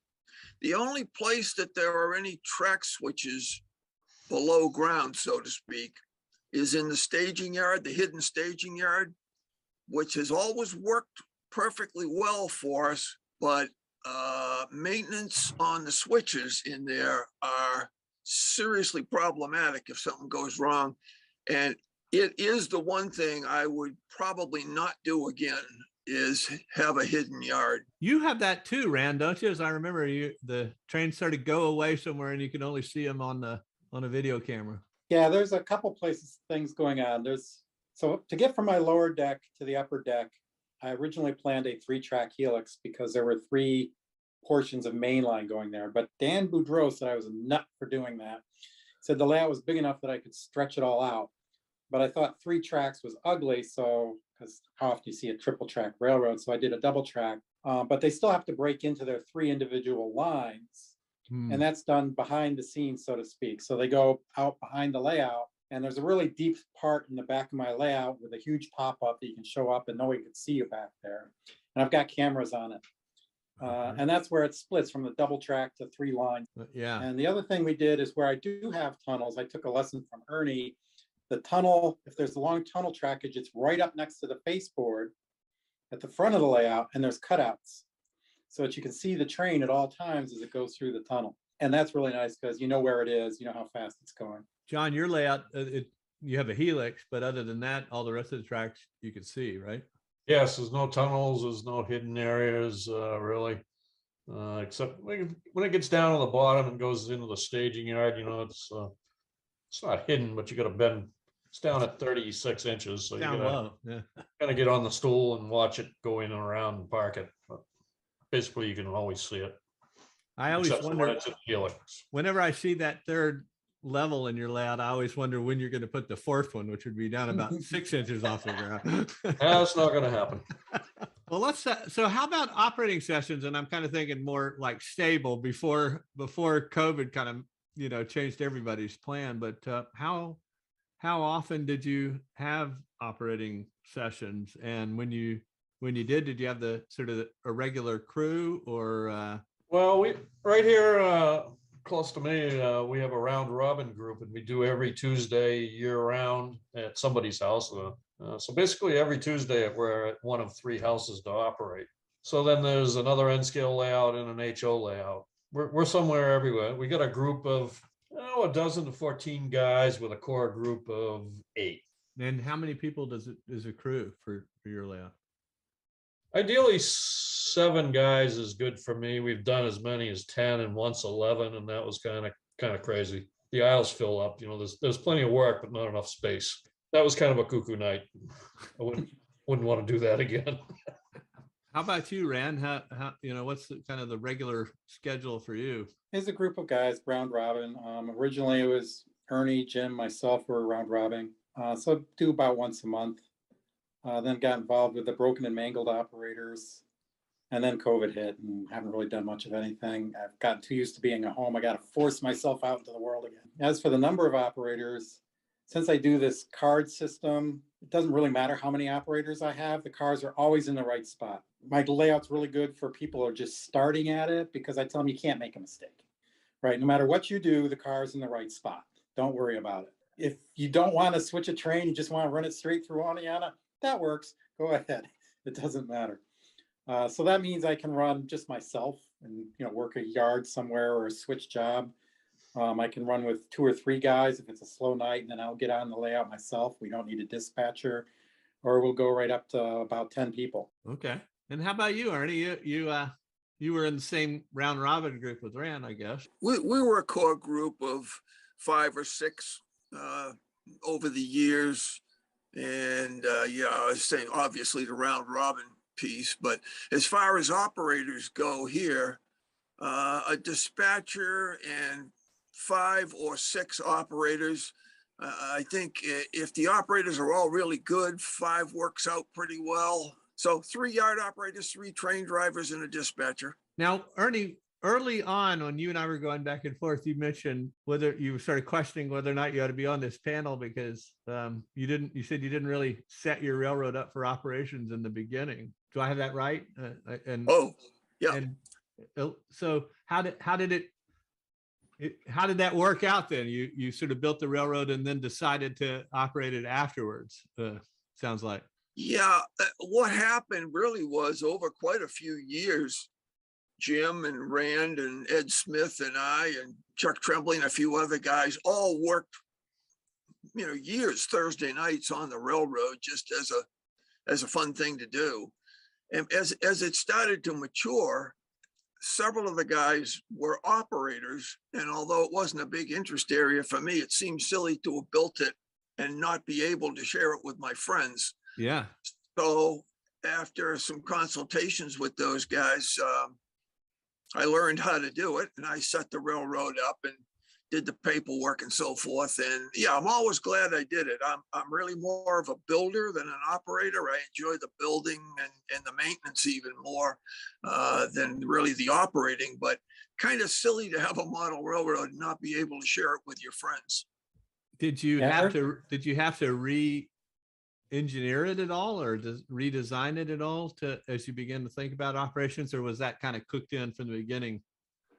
Yeah, it kind of was. And I maybe didn't even realize that with Jim and Rand and the folks helping me build it, it was kind of always going to end up a railroad you could operate. Yeah, they when we're had a working plan on- even if you didn't know about it, huh?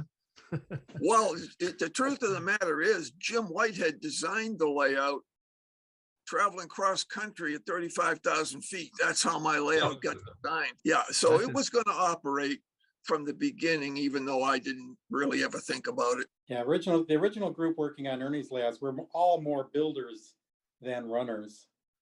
So we'd spend the entire night building things. We wouldn't run anything. The standing joke became, we'll run the thing when we're done with it. There's that. Yeah, I kind of got into operations after I built my first layout, and then I joined the club down there at Neil's, and then we were starting to do some operating there.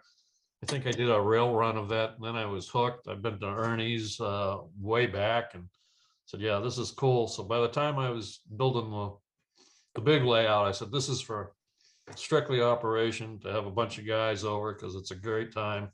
Had a lot of friends in the hobby anyway. Yeah. So it was built to run, and we've certainly run it a lot over the years, and hosted Rail Run and some other NMRA open house op sessions and other groups. And I have some guys that come on Sunday nights. They're not part of our Tuesday night gang, so we do some Sunday nights with another gang, and so there's been a lot of people through the room over the years. Yeah, sure. I'm one of them. Yes, you are. Came as one of the sort of special organization nights.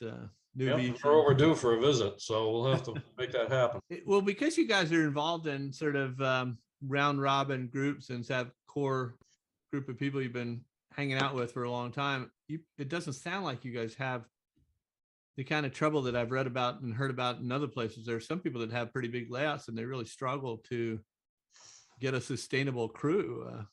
Has that ever been a problem for any of you, to just how do I get enough people here to run it?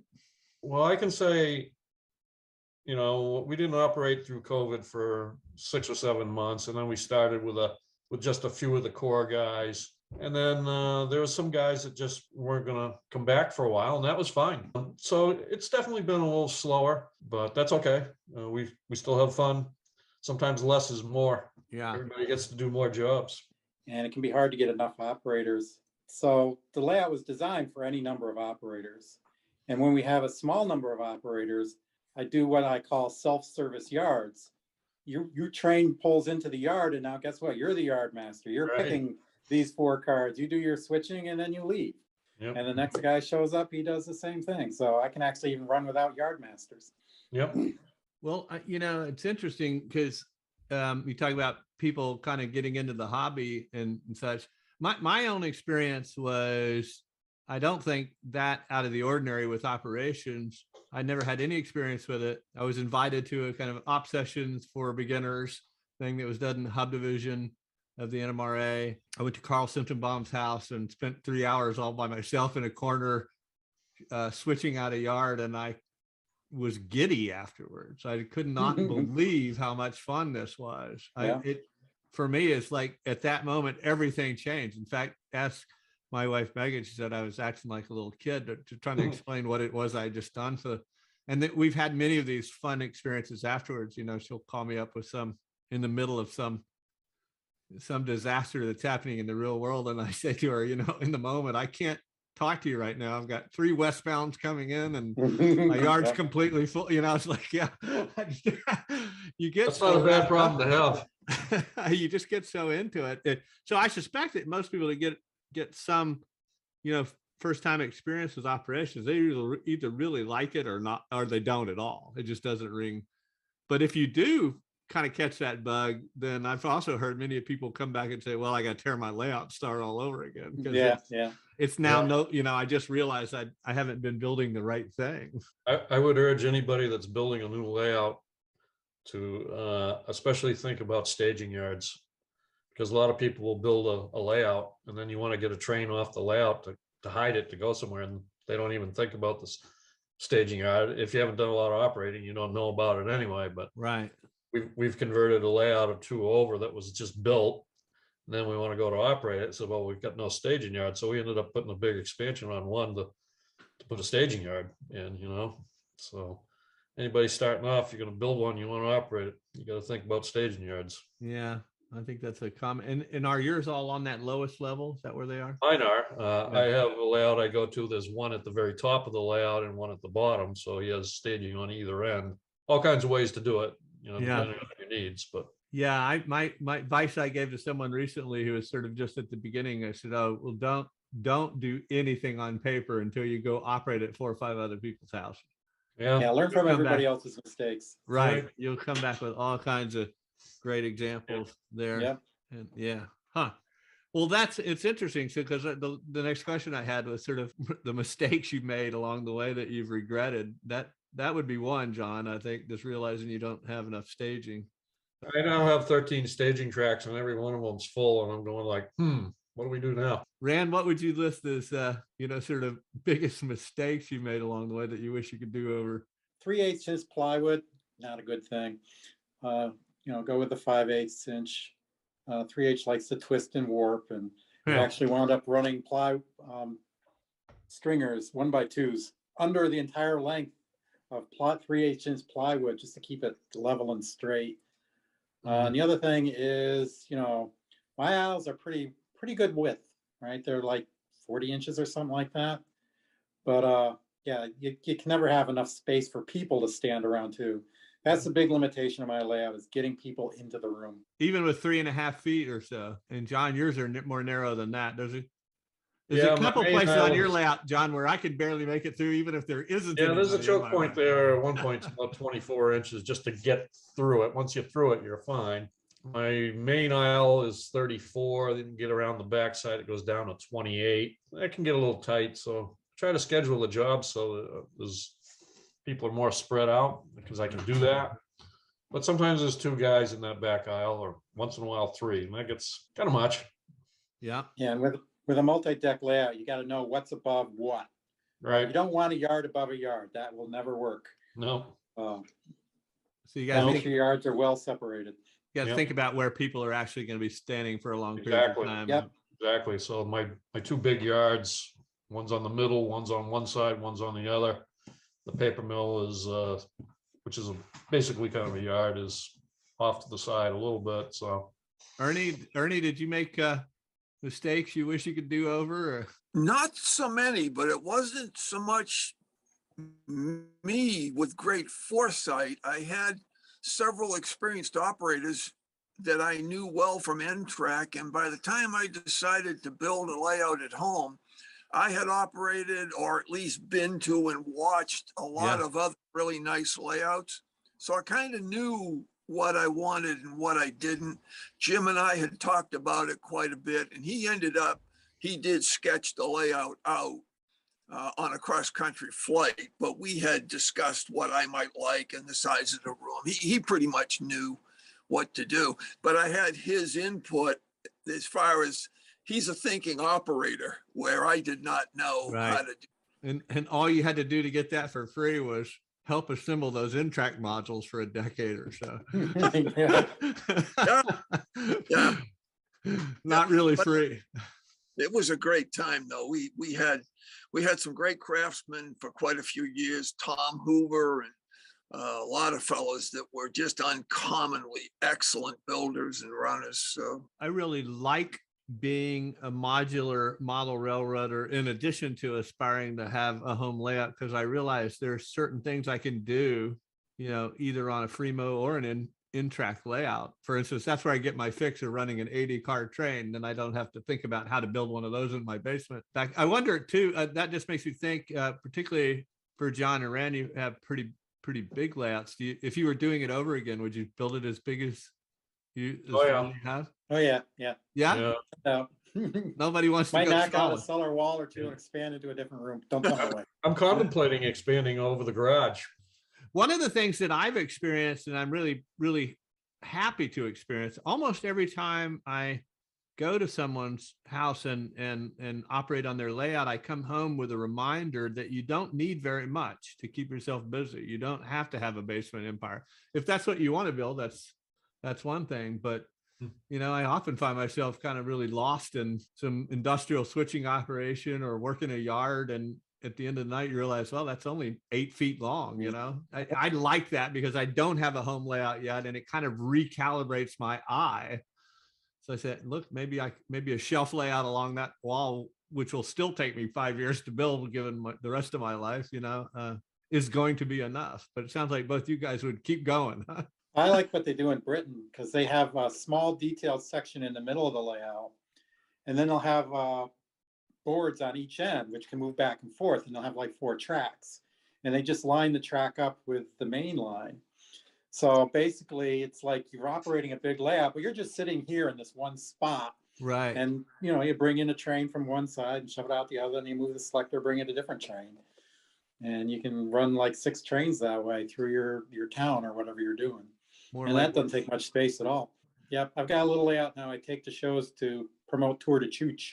Okay. And it's just basically about 6 feet by 3 feet.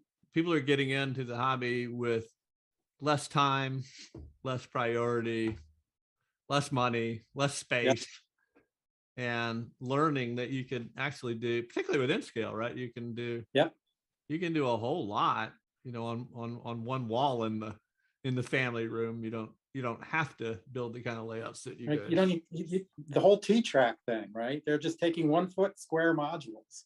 You put them on the tabletop, assemble like 6 or 8 of them together to make your little oval, do some work, and then take them all down, stick them on the shelf. But you guys would, even though you have pretty big layouts, you'd still knock down a wall and go into the next room if you could, huh?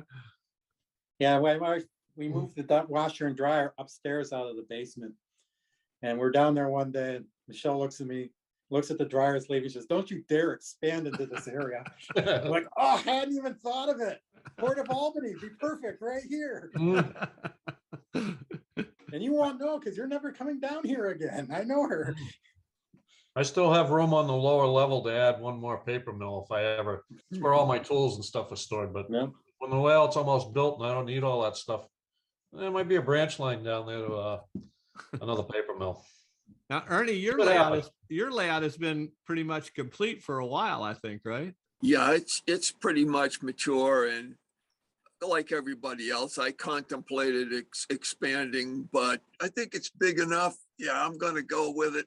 I like what I got. Yeah, it's a beautiful layout, but I've often wondered about, it is a beautiful layout. You also have a nice shop right next to it. You must have resisted the temptation to have a tunnel going into that room once or twice over the years. That was contemplated, a tunnel through the cement. Honestly, N-Track is a great way to start. If you're new to N-Scale particularly, it's a great place to start. Yeah, as a kid, I always wanted to build a layout, but it was just too intimidating. And then I saw N-Track. I'm like, 2 feet by 4 feet? I can deal with that. I don't even have to do a curve. And then that connected me with all sorts of people, and the sky was the limit after that. Yeah, I'm glad you mentioned that, Ernie, because that's exactly what happened to me. I always say I didn't join N-Track and I didn't join the NMRA because I thought I needed more friends. What I thought I needed was to get close to somebody who could help me figure out how to do this. Yeah, I learned so much in there. I think it's kind of also lost on some people in our hobby just how important N-Track specifically was, in scale more generally, and kind of modular railroading, getting out of the basement and showing off the hobby to the rest of the world. Nowadays you go to a train show, you're going to see modular layouts in every scale, but Right. all that started with N, which is kind of, when you think back on it, that's very strange and weird. You're talking about the mid 70s when, as we started out tonight, the equipment didn't run very well. It didn't look very good. But that was the group of people that said, boy, this will be fun. And we also have an option that's growing in around the country in Fremo style. Yeah. In N scale, and some of those. That almost interests me more, I believe. Yeah, I think if you're more of a prototype kind of focus, but what I really like is that, you have so many choices within. Rand mentioned T-Track. You can do some, that's growing really, really fast because as one fellow told me, we've all graduated out of the, what do you say? We've all graduated out of the minivan stage of life. And so the idea of lugging those modules around is not as attractive as it once was. Well, listen, gentlemen, I really appreciate the chance to get in your head a little bit and hear what you have to say about N scale and about operating in N scale. You've all built some really fantastic layouts. Well, thanks again, guys.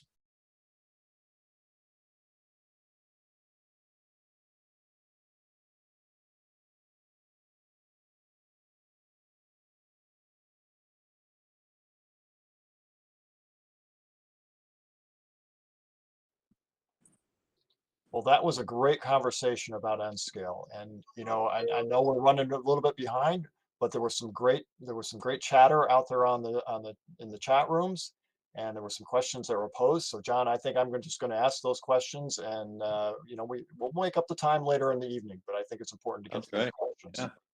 Yeah. So the first question came up was, besides reading car numbers, which can be hard, what other differences do you see compared to the other scales when operating? Well, the guys talked in the session about one that I hadn't thought of, which is that you really have to go much slower than N scale, because if the trains are moving at real time speed, just kind of figure they're really sort of going at scale speed almost twice as fast as they are in HO. So slowing down even more, I think that's one thing that's important. You and I talked over offline too about the spacing in a yard, which in N scale is typically about 1.5 inches. Yeah. And that makes it really hard to kind of see. And in some sense, it's not too much difference than it is. You have that trouble. They talk in the video and in the panel about how they really sort of don't worry too much about car numbers. They start to exchange cars by type. I have operated, in fact, I operated on Speed's layout recently, and he uses the numbers. So I think it's just a matter of going a little bit slower, getting a little bit closer to it, maybe designing and building your layout so that it's close to your eye. Those are some of the things I think of. Okay. Well, that makes sense. When having an operating session with people that have not run on N scale, what points do you touch on before an operating session? For example, do you run, like what we just talked about, running slower? Right. Yeah. That's the one thing that I think comes to mind. I think a lot of people, and sort of the whole point of the panel originally was, a lot of people sort of come to it expecting that it's going to be really different, or that the trains aren't going to run as well, or that they're more fragile, or whatever that notion would be. And mostly, I think, as they pointed out the importance of really, really good track work, but I think that's probably true for all railroads. Yeah. I think when you operate on your first N scale layout, you forget about it pretty quickly. It's just pretty much like it is in other scales. I think it's not that big of a difference. Okay. Okay. Yeah. What's your number one recommendation for building and operating N scale layout before you even start construction of it? Well, this is a really great question, and I had that in mind when I posed a similar question to the panelists about what would you do over again, or what's your biggest mistake. And in discussion, both Rand and John, who have pretty large N-scale layouts, I thought they would take the bait and say, boy, if I was starting over again, I'd build something a lot smaller. Neither one of them did. Both of them said they would actually build the same thing or even bigger. But my experience has been, and I think a lot of folks who are kind of relatively new to operations experience something like this, you can have a whole lot of fun in a lot less space. You can work on a yard a whole night or a little industrial section. So my piece of advice would be, you don't need a basement empire. You can build in any scale a much smaller layout and still be designed for operations and still get a lot of fun out of it. Of course, in N-scale, it can be even smaller still. That'd be my piece of advice. I think another really good one that was hit on was go operate on a bunch of different layouts, different kinds of layouts, different scales, different objectives, and you get so much sort of good feedback that way too. Yeah, that's a good point. Yeah. Right. So, we're talking about operating on different layouts, and that's a good kind of segue for this question that I was thinking about. How does one even get started in operations? Specifically, how do they find other layouts to operate on, and what qualifications or experience do you need to have to operate on somebody else's layout? Well, there are a couple of places you can go, like the OPSIG website. I'm signed up for something called Sessions Dispatcher or something like that notifies people of opportunities, and a number of layout owners, particularly some with larger layouts, are constantly looking for operators to help. There's a lot to do. For me, it really boiled down to being in the NMRA. I didn't know anything about it. The division ran something called Op Sessions for Beginners, which exposed me to one or two.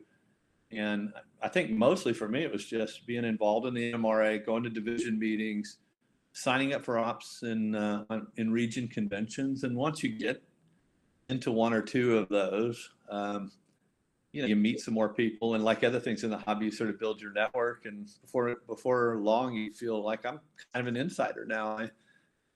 There isn't sort of a place you can go and find, like a library and find what everything's happening. You have to kind of get into the system and work your way around. But I have found that, 95 out of 100, 98 out of 100 hosts are quite welcoming, enjoy the idea of turning other people on to this. And so I would encourage anybody, just raise your hand. If you're interested in doing this, we'll get you hooked up.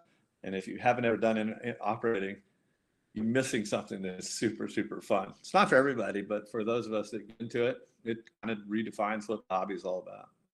Yeah, and doesn't the region, I thought at Mill City, this last regional convention, didn't they have something for beginning operators to have to be paired with somebody, I think, or something like that, didn't they? Yeah, where you sort of get paired up in a mentor buddy kind of relationship. Right. Another thing that happens in a lot of regional conventions is they have beginner op sessions on the modular layouts that are right there in the hotel, so you can sign up for a session there. There really is no such thing as not having enough qualifications for this. If you say, I'd really like to try this, but I've never done it before, you're going to be fine. Somebody's going to either help you or they're going to get you to the right layout where, the very first time I did this, I had no experience at all. I got put on a yard, sort of over off on the side by myself. I didn't talk to anybody for 3 hours. I had the most fun of my life. It must have been hard. All right. Well, thank you, John. And a big thank you to your panel for a great discussion on N-scale. I think the roundtable discussions from the last 3 nights on women modelers, large scale modelers, and tonight's N-scale modelers have shown the diversity within the hobby and the NMRA. A common theme from the 3 nights of discussions is the desire to have more visibility of all the demographics in the hobby. I also found really in all of them that we're just sort of scratching the surface of the depth of the conversation. So I'm kind of excited to where those go next. And I'm excited about tomorrow night because, I think what I heard, the last couple of nights is that, people want to have more visibility. And one of the things to get that visibility is in the model railroad press. And tomorrow night we have the model railroad press in our next roundtable discussion, so we can see what they're going to be talking about. So I'm looking forward to that. So let's go visit tonight's model showcase. So go ahead, Speed. Welcome to part 3 of the 2022 edition of the NERX Model Showcase. Each night we will look at some of the models submitted for the showcase, and over the course of all 4 nights you will have an opportunity to see them all. Let's enjoy part 3. Because tonight's roundtable discussion focuses on N-Scale, we thought we should highlight N-Scale entries submitted to this year's NERX Model Showcase. First up, Doug Diederich, an N-Scale modeler from the Hudson Berkshire Division, scratch-built this snow shed. In this view, you can see the snow shed beginning to take shape with the roof half finished.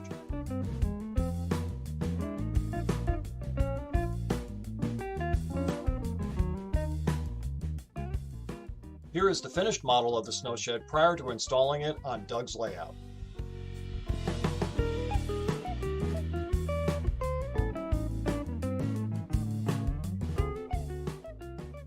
This scene on Doug's N-Scale Great Northern Railroad shows the completed snow shed in its new home.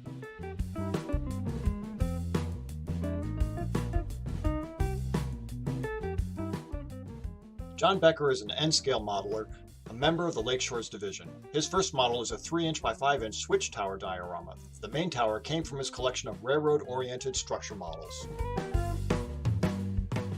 John's second model is this N-Scale Mitchell dwelling kit from Creative Laser Design. Overall, this model is 2.5 by 1 3/4 inches.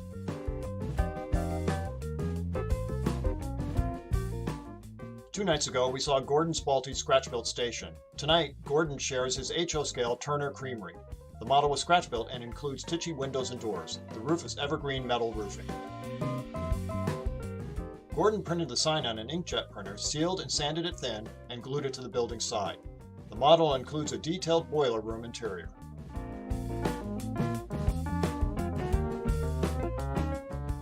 Chuck Diljak, a master model railroader in the Garden State Division, constructed this first timer's bar hydrocal kit by Downtown Deco as part of a make and take clinic.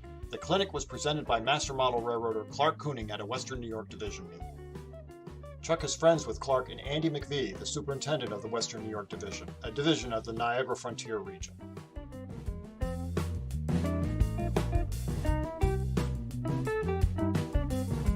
Chuck created his own signage for the HO scale model, naming the bar for Andy and also including a Clark bar sign for Clark. This kit is intended for modelers to discover that working with hydrocal kits is fun and easy. This ends part 3 of the NERX Model Showcase. The final installment will be shown tomorrow evening.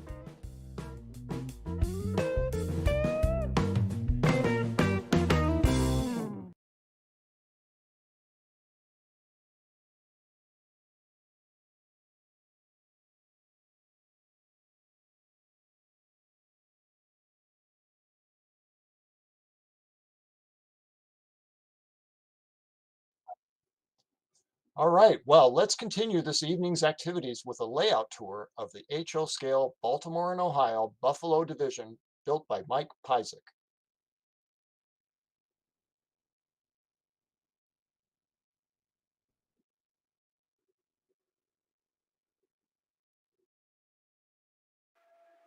Hi, I'm Mike Pyzik, and this is the Baltimore and Ohio Railroad Buffalo Division in HO scale. I've modeled the railroad after the BR&P 4th subdivision that traveled from Salamanca, New York to the Port of Rochester.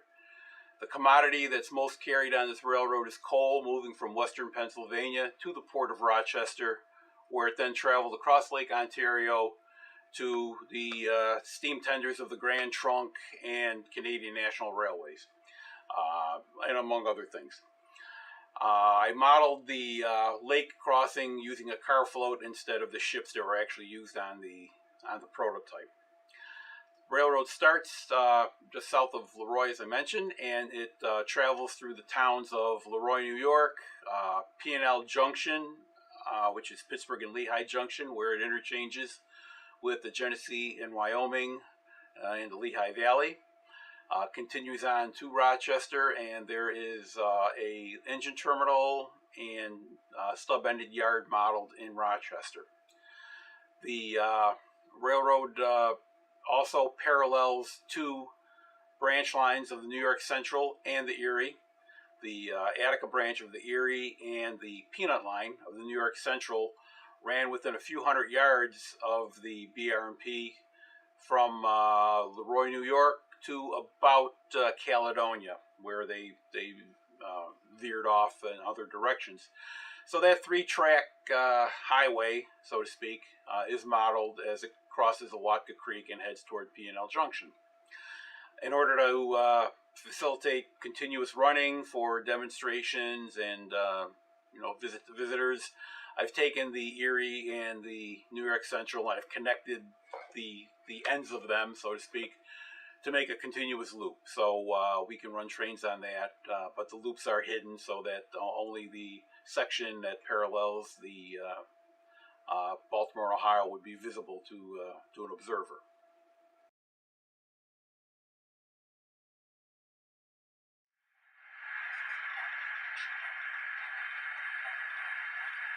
Here at the west end of the layout, we have a B&O consolidation, taking a short coal drag toward Rochester.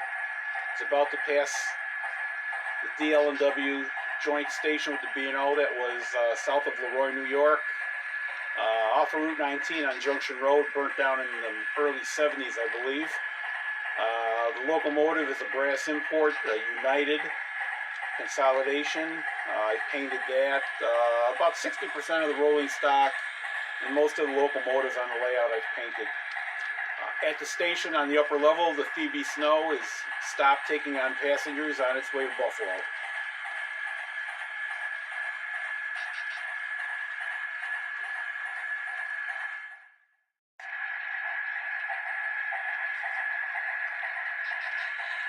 As the engine pulls on a slight upgrade toward Leroy, it's passing the DL&W interchange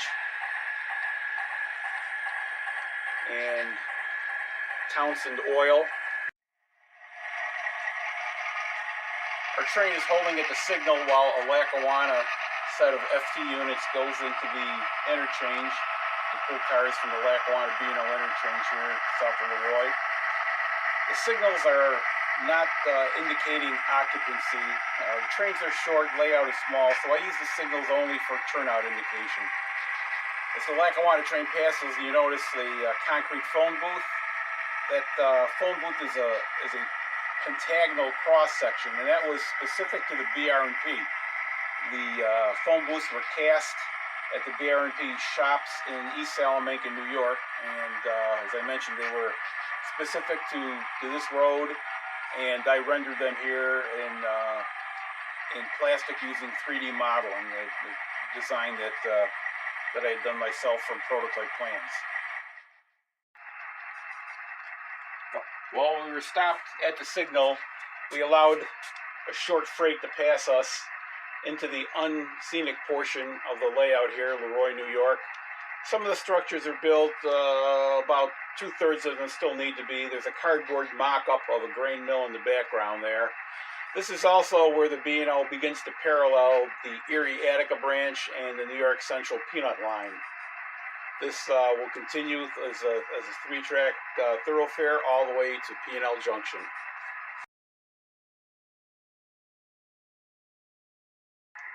The train now just east of Leroy is passing over Awatka Creek. 3 bridges once stood here for the 3 railroads. Now only the B&O bridge remains. The others taken out in the early 90s.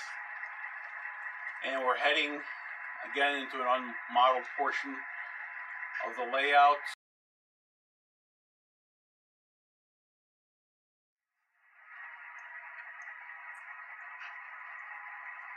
As the train continues toward P&L Junction, we're going past Hemlitz, New York, which is where the large stone crusher, General Crush Stone, is located. B&O serviced this. That model is scratch built from prototype photographs out of styrene. It took about a year to build, and it's one of the features of the layout, of course, being almost 22 inches tall.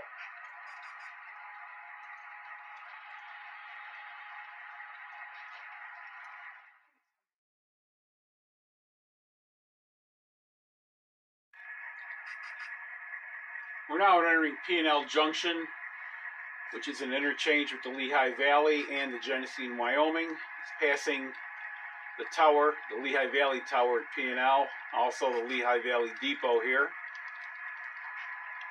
This again is only a partially finished scene. Cars are being unloaded, 1954 Corvettes at the B&O station.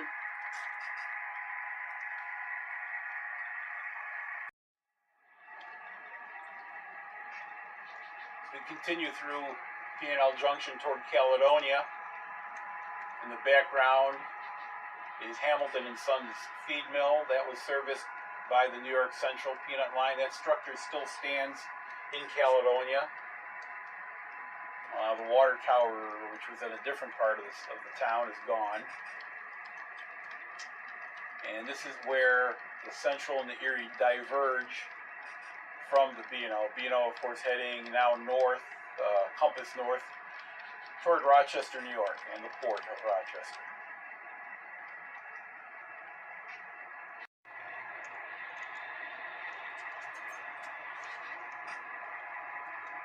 Our freight is now dropping downgrade into the port of Rochester. Several industries are located here, along with a small passenger station. You can see the car float that will haul coal across Lake Ontario, parked here. Also a small two-track yard. This is also the home of the Genesee Northern Railroad, which is jointly owned by the Lehigh Valley and the B&O. It functions to serve the port with industrial switching needs, very similar to what the Buffalo Creek did at the Buffalo waterfront, that being owned by the Valley and the Erie Railroad.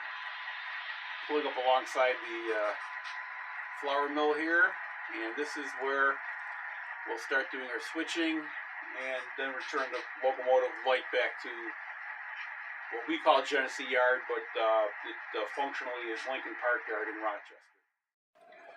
Among the scenes that I've modeled are some of the things that I remember from my childhood. Here's my dad and I walking down toward the Michigan Street Pier on Lake Erie. I grew up in what's known as the First Ward in Buffalo, near the waterfront, and that's Dad and I going fishing there. We picked up a boat at Michael's Boat Rental, and that's his '56 Chevy that we used to take down to the pier.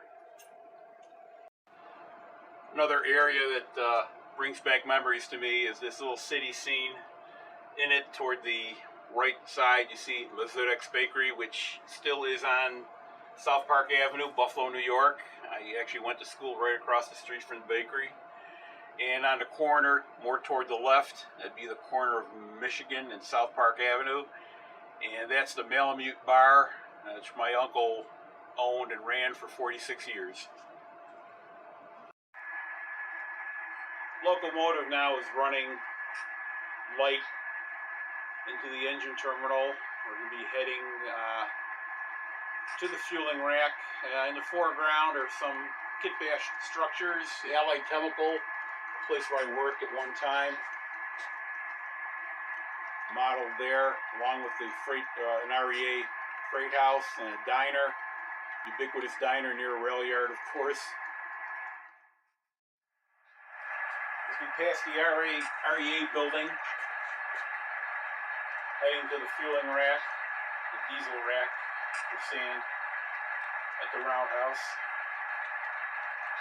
There's a small yard here, capacity of about 50 cars.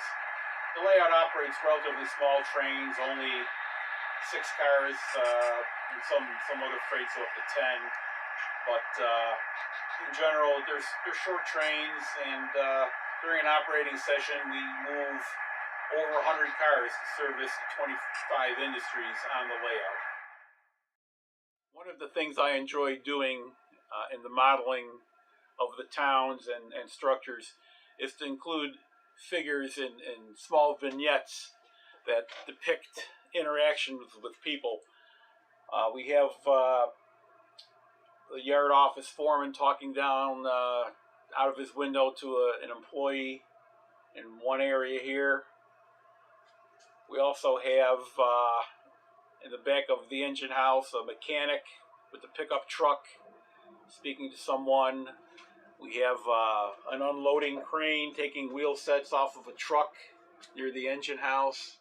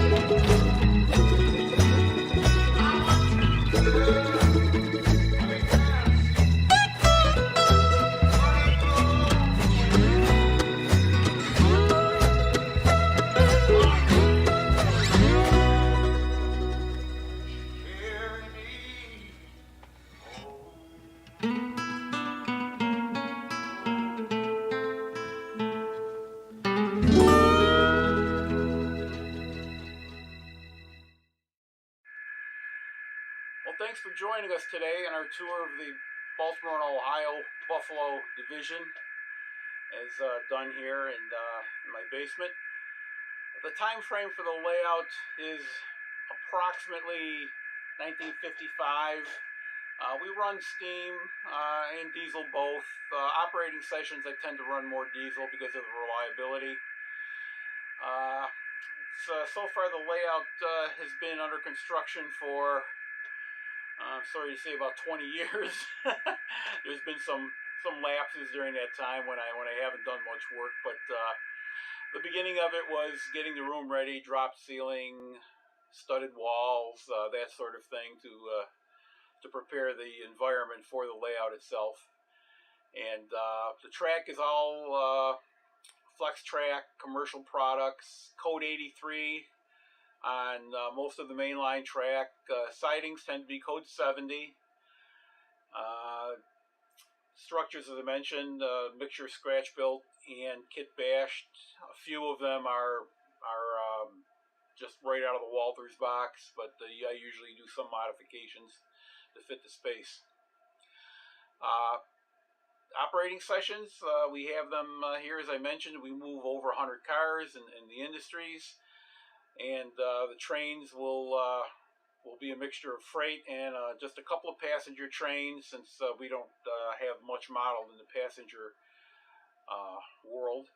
But still, we have a good time, and we run a fast clock in about a 3-hour session, and up to a dozen operators here, rotating jobs in and out. So again, thank you, and hope you enjoyed your tour.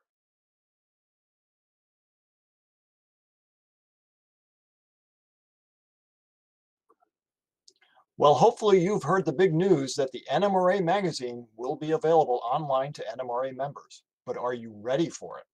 Well, we originally planned to have both the marketing consultant for the NMRA and the NMRA Publications Department Manager to present this next segment, but unfortunately, Christina Zambri couldn't join us. So let's welcome Riley Triggs, the NMRA Publications Department Manager, and he will present everything you need to know on what is coming and how to get ready.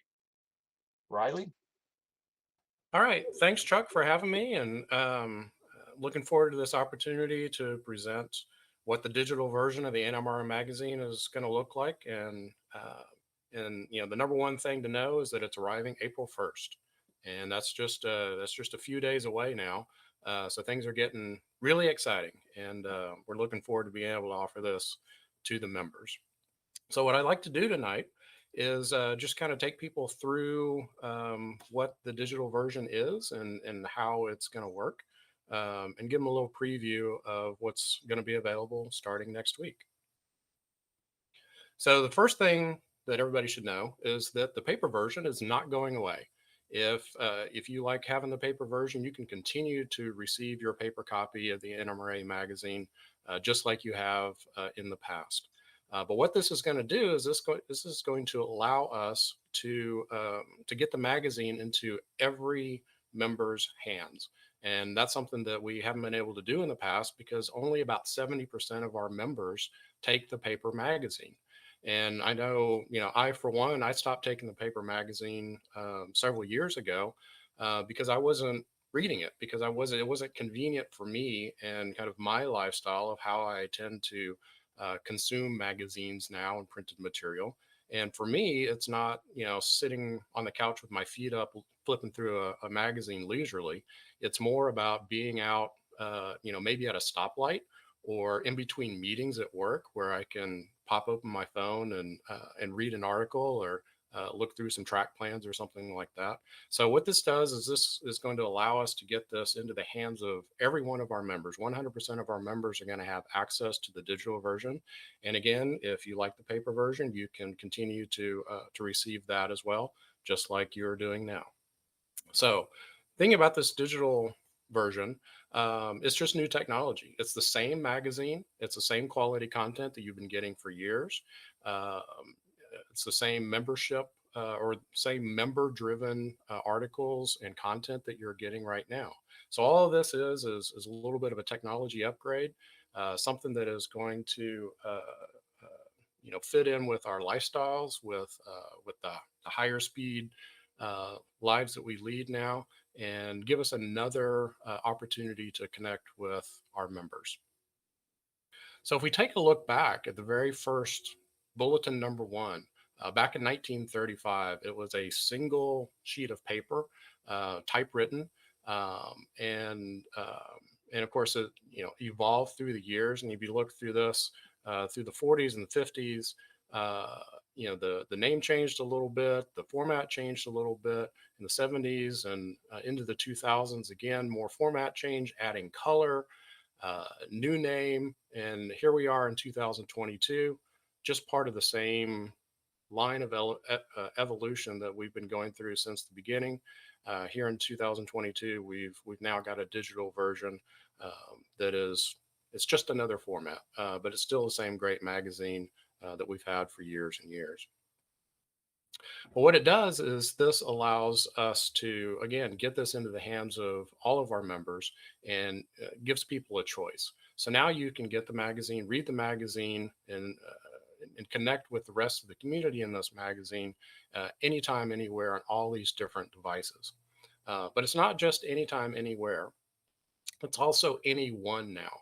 And this is the really exciting part about this, is that we've got a bunch of young modelers out there, young potential modelers, young modelers, people who are used to accessing printed material over the web, through their mobile devices, through screens. It's all about screens now, whether we like it or not, whether it's good for us or not.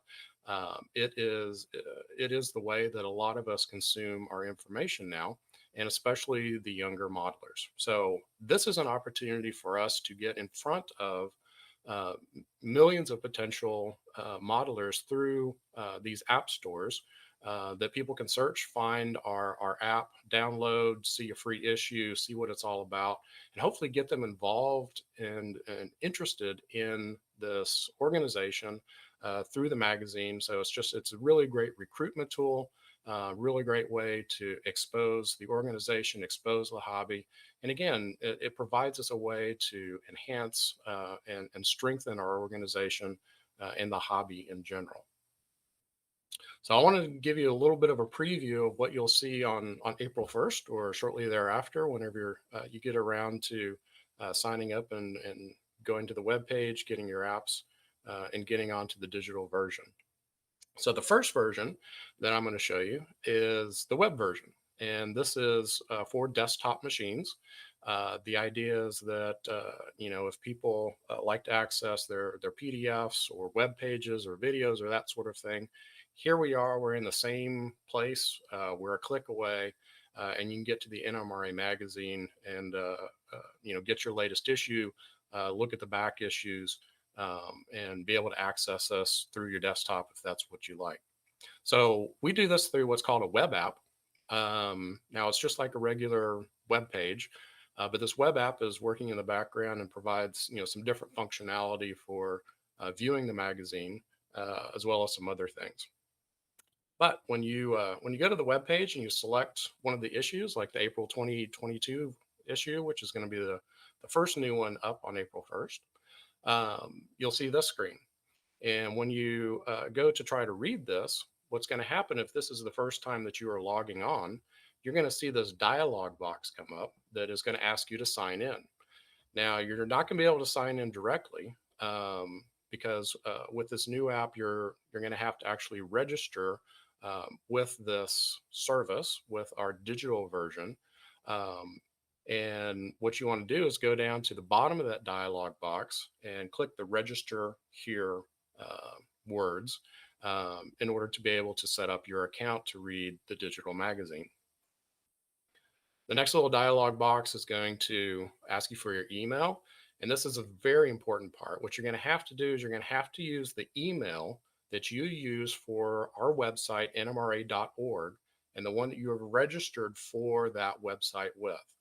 You may have other emails that you use on a daily basis or whatever, but it is the email that you have used to register on our nmra.org website that you need to use in order to be able to access this, because this ties into our database of members who have emails on file that we have used for their access to our website. So if you don't have access to the nmra.org website, you need to go to nmra.org /members and register there to be able to access the website and then our digital version of the magazine. Now, once you're here, do the email. You can choose a password. It's of your choice. It doesn't have to be the same one that you use for nmra.org. This is a new login. This is something that's going to be saved separately from things that are happening. But the important thing is that you have to use the email from nmra.org. If you don't remember anything else from this presentation, make sure that you have registered for our website and can access the website and then the digital version here. Also, you've got a little opt-in box down here at the bottom that will allow you to know when and be notified when new issues are available. And this is, no different than, being on an email list or anything else, but you'll get, if you use the apps, you'll get in-app messages and notifications about things going on with the magazine. So after you do that, go back to the magazine, and now you can click Read Now, and that will give you access to what's going on.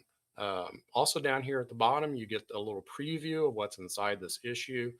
These are the different articles that appear and you can actually, click straight through if you want to do that.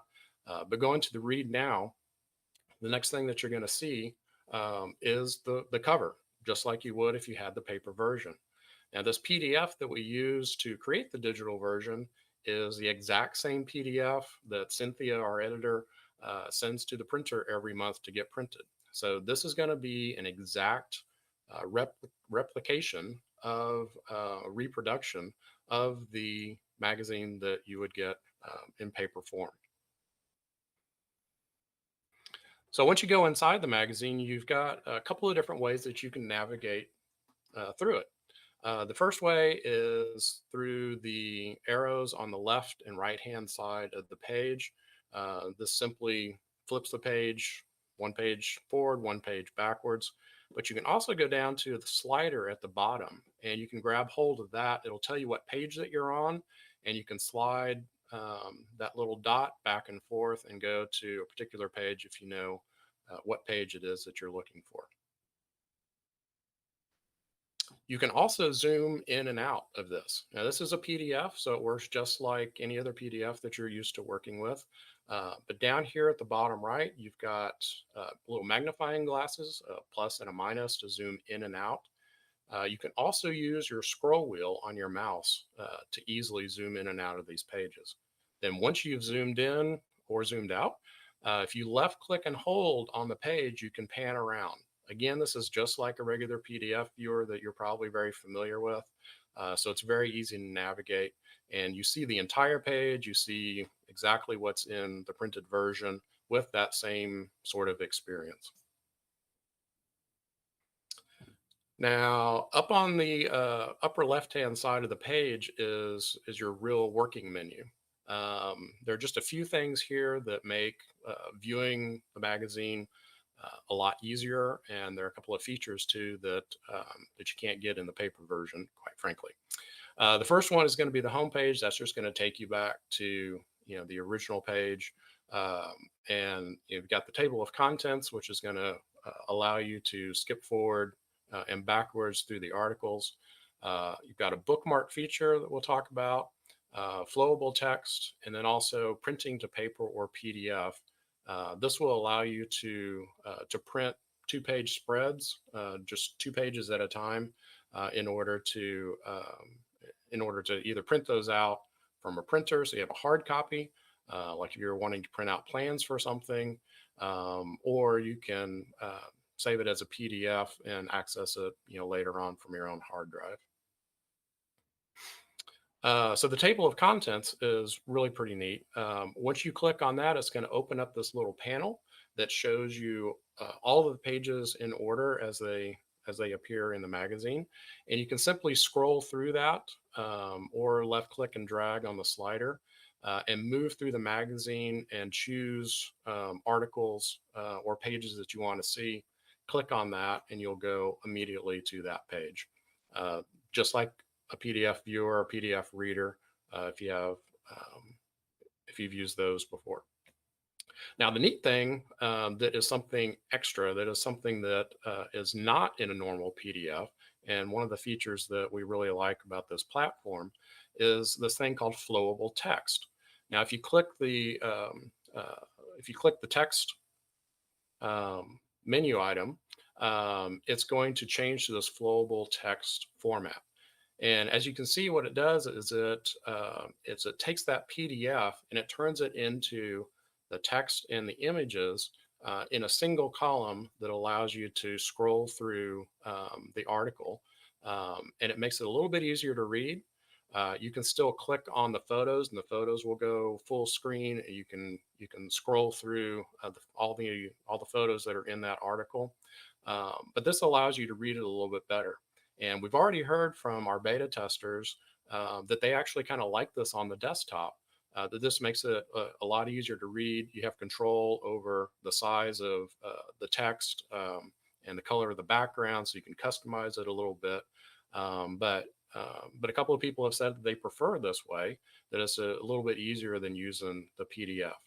And this was actually made for the mobile devices, for the mobile version, so that you can just easily kind of thumb scroll through the issue. But it's available on the desktop, and some people appear to prefer that already. Now, the other thing that you can do is you can save the issue to your desktop, but you can do this only in Chrome. You have to be using the Chrome browser, and when you first navigate to the page, to the URL, you're going to get a little download now button. And what that does is that's going to download an extension for Chrome that allows you to save your issues so that you can view them offline on your desktop machine. This will pop back up if you don't do it, the first time. It'll remind you. But what this does is it stores the issue locally on your machine and allows you to read without being connected to the internet. It speeds things up a little bit because, of course, you're not downloading each page as you're going through it. So that's a kind of a nice feature. Now, once you do that, you're going to have a tab that you can go to within the browser where you can select your downloaded issues and view it just like you would if you were online. So it's the same interface for everything. It's just whether you download it and have it locally on your machine or if you're accessing it through the cloud. Now, the really exciting part of this, I think, is that at the same time we've got this web app running on desktop browsers, now we've got apps that are starting to appear in the Apple Store and the Google Play Store. This allows us to, access people on their mobile device, phone, tablets, both Apple and Google, and opens us up to being discovered by millions of people around the world who might have some interest in model railroads or railroading, and they'll be able to discover us there and hopefully get involved with not only the hobby, but us as an organization.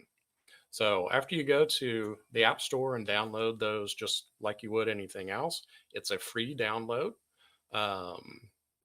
And in fact, people who are not members can download it and they can access a free issue so that they can see what the magazine's about, learn a little bit about the organization, hopefully get excited about both, and then head on over to nmra.org and sign up to be a member. So here's what it looks like on a phone. The first image shows you what you'll see once you first open up the app. It's the home page that features some banners that will be scrolling across the top. This is a nice feature because this is going to allow us to advertise things like conventions and things that you are interested in knowing about. And you can click on those and it will take you to a browser window, just like any other web page. There's also an Explore feature, which is going to have articles that we like to feature so that you can go straight to those, or the recent issues are going to show up down at the bottom. And that's, again, just like the web app, where you're going to be able to click on those and read individual issues. Now, if you have signed up on the web, you can go ahead and hit the sign in button when that comes up if you try to read an issue, and then just log in with your email and your password. But if you haven't and you're going to the app for the first time and haven't been to the web page yet, then you need to come down here and click the sign up button. And what this will do is it'll bring up the same dialog boxes that appear on the web page. You'll want to enter, you have to come over to sign up, enter an email and password of your choice. Again, this has to be the NMRA email, the website nmra.org email, and then a password that doesn't have to be the same. It can be of your own choosing. And then when you go to sign up or sign in, you just have the email and password, hit that. And you only have to do that once. You don't have to do that every time that you access it. It's just like other apps that'll save that login so you can quickly hit the app and dive right into the magazines. So you've got a lot of control over what you're seeing and how you're seeing it in the mobile device, just like you did on the web. You got all your issues that are going to show up, in the magazines. You'll have access to your bookmarks, downloaded things, and then also different ways of viewing it even on your mobile device. So if you want to see the PDF version, you can still do that. You still got a table of contents that appears down at the bottom that you can scroll through. And of course, pinching and zooming to get a bigger view of what's going on, scroll around just like you would pan in a regular PDF. But here's where, again, this really shines, is that we've got this flowable text format, which makes it very easy to read on a mobile. And it's even easier than reading in a paper magazine, I think. This pulls out the text and the images. Same thing as telling you on the web app, where you can click on the image, it'll get bigger, and you'll be able to scroll through the whole gallery of images in that particular article, and then just scroll through the article and read it like you would anything else on your phone. The other neat thing is that you can, again, same thing as in the web app, you can change the background, the size of the text, the brightness of the screen, and even there's a text to speech feature, which in my local club, we do have a blind member who I haven't told this to yet. I think he's going to be pretty excited when I tell him. But this is a nice mobile device feature that we can now take advantage of and have that more accessible to more people. So when you change the background and the text size, this is what it's going to look like. And this is just personal choice, of course. Whatever floats your boat on this. But if you do use the darker ones, those are easier to read at night. So if you're scrolling through this, laying in bed awake late at night, I would suggest going to the dark version. It also makes things a lot easier to find and to keep on your mobile device. Now, when you do some of this stuff, you are going to be synced to your account. So the same things are going to show up both on the web and on your mobile device. And this is something that we're probably all getting pretty used to in using mobile apps.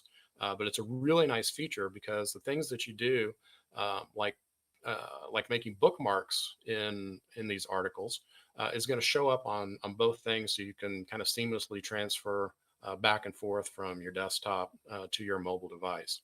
So the bookmarks, when you come across a spread that you want to save for later on and make sure that you either go back and read it and reference it, or you just want to hang on to it, you click the bookmark icon and it'll show up here in the bookmarks, and you can go back, click on it, and go immediately to that page, which is a really nice feature. The other cool thing is that, and this is new to the platform, you can do a search of all the magazines that you have to find your favorite railroad, to find people. Anything that's going to show up in the body of the text is going to be found by the search feature and comes up with the results, and then you can click directly to that going to the magazine. So just for instance, searching for Union Pacific in this April issue shows Mike Mackey's article that we were looking at earlier, because of course we're looking at the Union Pacific big boy that came through Texas. And it also brings up Seth Newman's Union Pacific Oakland sub as another article that features the Union Pacific. Really neat feature. So we can find things, we can file things, but I think one of the most important things that we can find, or that other people can find, is us. This app allows people to have that entree into our organization, into the hobby, through their mobile device, through these app stores, and it's exposure that is, I think, invaluable to finding some people who are of like mind, who want to get involved in the hobby and hopefully with our organization. And all of this that we're doing it is to strengthen the organization, is to make it more accessible to more people, to make it more relevant, to give people choices, and to really strengthen our community and make sure that we're providing services and doing the best we can for both the organization and supporting the hobby as well. So that's all I've got. Just want to emphasize that that this is a really cool project that we've undertaken. We started this for real in July when Gordy took the office of president, and we are 9 months uh, away from that start date, and we have gone from a paper version of the magazine to these digital versions and all these neat features and ways of accessing the magazine and opening up our organization to be found by others of like mind throughout the world. So I think this is a really great indication of what we can do when we want to. This shows that the organization is strong and vital, and and I really think it's an indication of what we can do when we put our minds to something. So I'm really excited about this. I'm really looking forward to being able to read my magazine at work, during meetings, maybe. Who knows? Don't tell anybody. But all of this is going to start April 1st. And like I said, we'll be sending out an email that will give web addresses, links to the app stores, and all of that, so you can start reading your magazine online. So I think we may have a few minutes for questions. Yes, Riley, we did have a couple questions that came in. Thank you, first of all, for a really great presentation. It was very thorough. There were a couple questions, and in it, even though I think you answered the question, I think it's still good to refresh Sure. on what it is. There were three of them that were kind of related, and basically, can you save the entire magazine as a PDF on your computer, or are you limited to 2 pages at a time, or an entire article? Is it something that would be downloaded to your tablet, laptop, or Right. phone to read while Yeah. traveling? Now that's a great set of questions, because that speaks to the functionality of the system. So the first question: can you download the entire PDF to your computer? No, not as a PDF. So you can't use the print function and just print out the entire magazine in a PDF. You can only do it in 2-page spreads, and that's to encourage, of course, being able to use the information, but not being able to freely distribute and potentially take away revenue and members from our organization. So that's why there's that limit on there. But you can download it to your computer, but you have to view it through this platform, through your browser. So you'll be accessing it locally, but it'll be the same PDF, same viewer that you're using through your browser. Now, on your phones and your tablets, you definitely can download, and that's so you can use them on an airplane. You can download and be offline and still read as many issues as you want to download on your tablet or to your phone. So this is a key feature, I think, for people who travel and come in and out of having access to the internet. Now you can just download the latest issue or issues that you want to read, pack up, travel, and enjoy it on your mobile device. Okay. Okay, well, a question just came in. Can I subscribe, access the digital magazine if I'm halfway through my annual membership without the paper magazine cost? And if so, what's the cost? Okay, so the digital version is available to every member. 100% of the members will have access to it on April 1st. And this is a huge deal because only 70% of the members subscribe to the paper magazine right now. So we're going to have 100% um, possibility of people being able to read the magazine, which I think is one of the great benefits of the membership. So even if you have a membership right now that is going to continue across April 1st, you'll automatically get the digital, and you will keep getting the paper as long as your subscription, as long as your membership, um, until it's due, till it's up. And when you renew, you can decide either to continue subscribing to the paper version, which is going to be the same process that you do right now. You just add that to your membership. Or if you don't decide to renew, you still get the digital version along with everybody else. Okay. All right. So say we're a year into this, and we have the digital magazine out for the year, and we've recruited a new member. Does that new member see all the previous issues of the digital magazine? Excellent question. So because of how our author agreements have been structured and whatnot, we've been able to go back to October of 2020 and have all of those issues available on the platform digitally on day one. So you'll be Okay. able to go all the way back to October 2020. Now, for issues before that, we're in the process of making those available through our nmra.org website.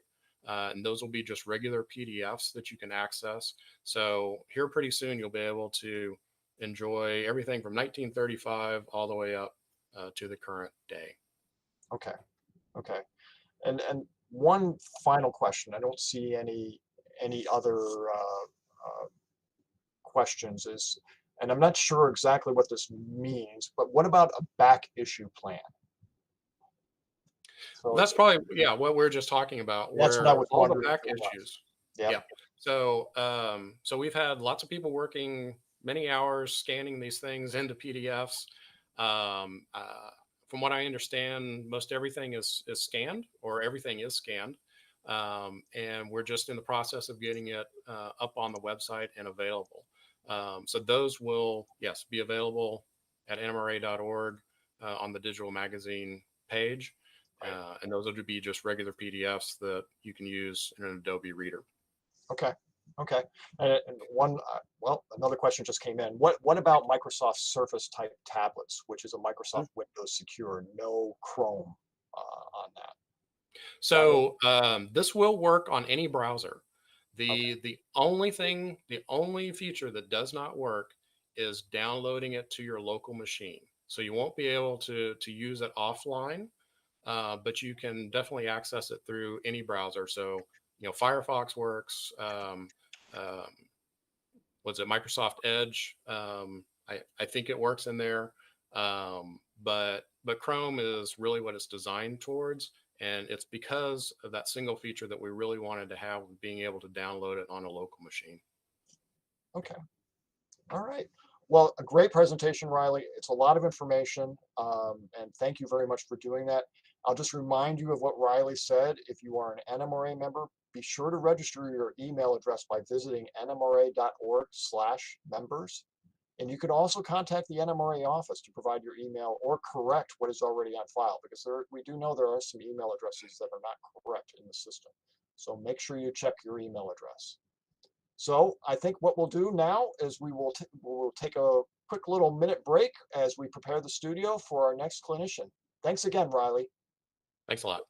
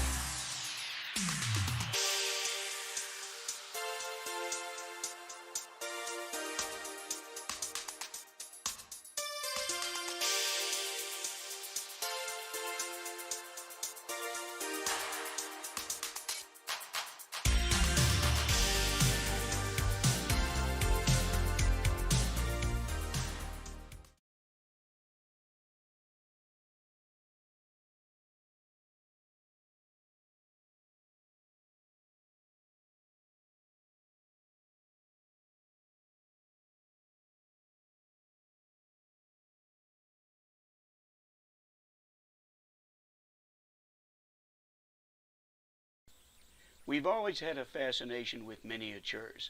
There was Roadside America, which operated from 1941 until 2020 in Pennsylvania. Miniature Wonderland, a sensational HO scale display in Hamburg, Germany. Little Canada, now open in Toronto. Northlands, another HO scale display in New Jersey. And then there's Gulliver's Gate. It operated from 2017 to 2020, just off Times Square in Manhattan. It was an expensive undertaking at $5.7 million a year for rent. It cost $40 million to build in 50,000 square feet of space on West 44th Street. It was the brainchild of Israeli entrepreneur Iron Gazet and developer Michael Langer. When all was said and done, a court case and the high rent and the cost of doing business in Manhattan just made it impossible to continue. But as of 2022, they say they found a new location at the Empire Outlets on Staten Island, adjacent to the Staten Island Ferry Terminal. But for our tour, we'll go back to the original location on West 44th Street, where they created a miniature of their facility. In this cutaway, you can see the adjacent deli.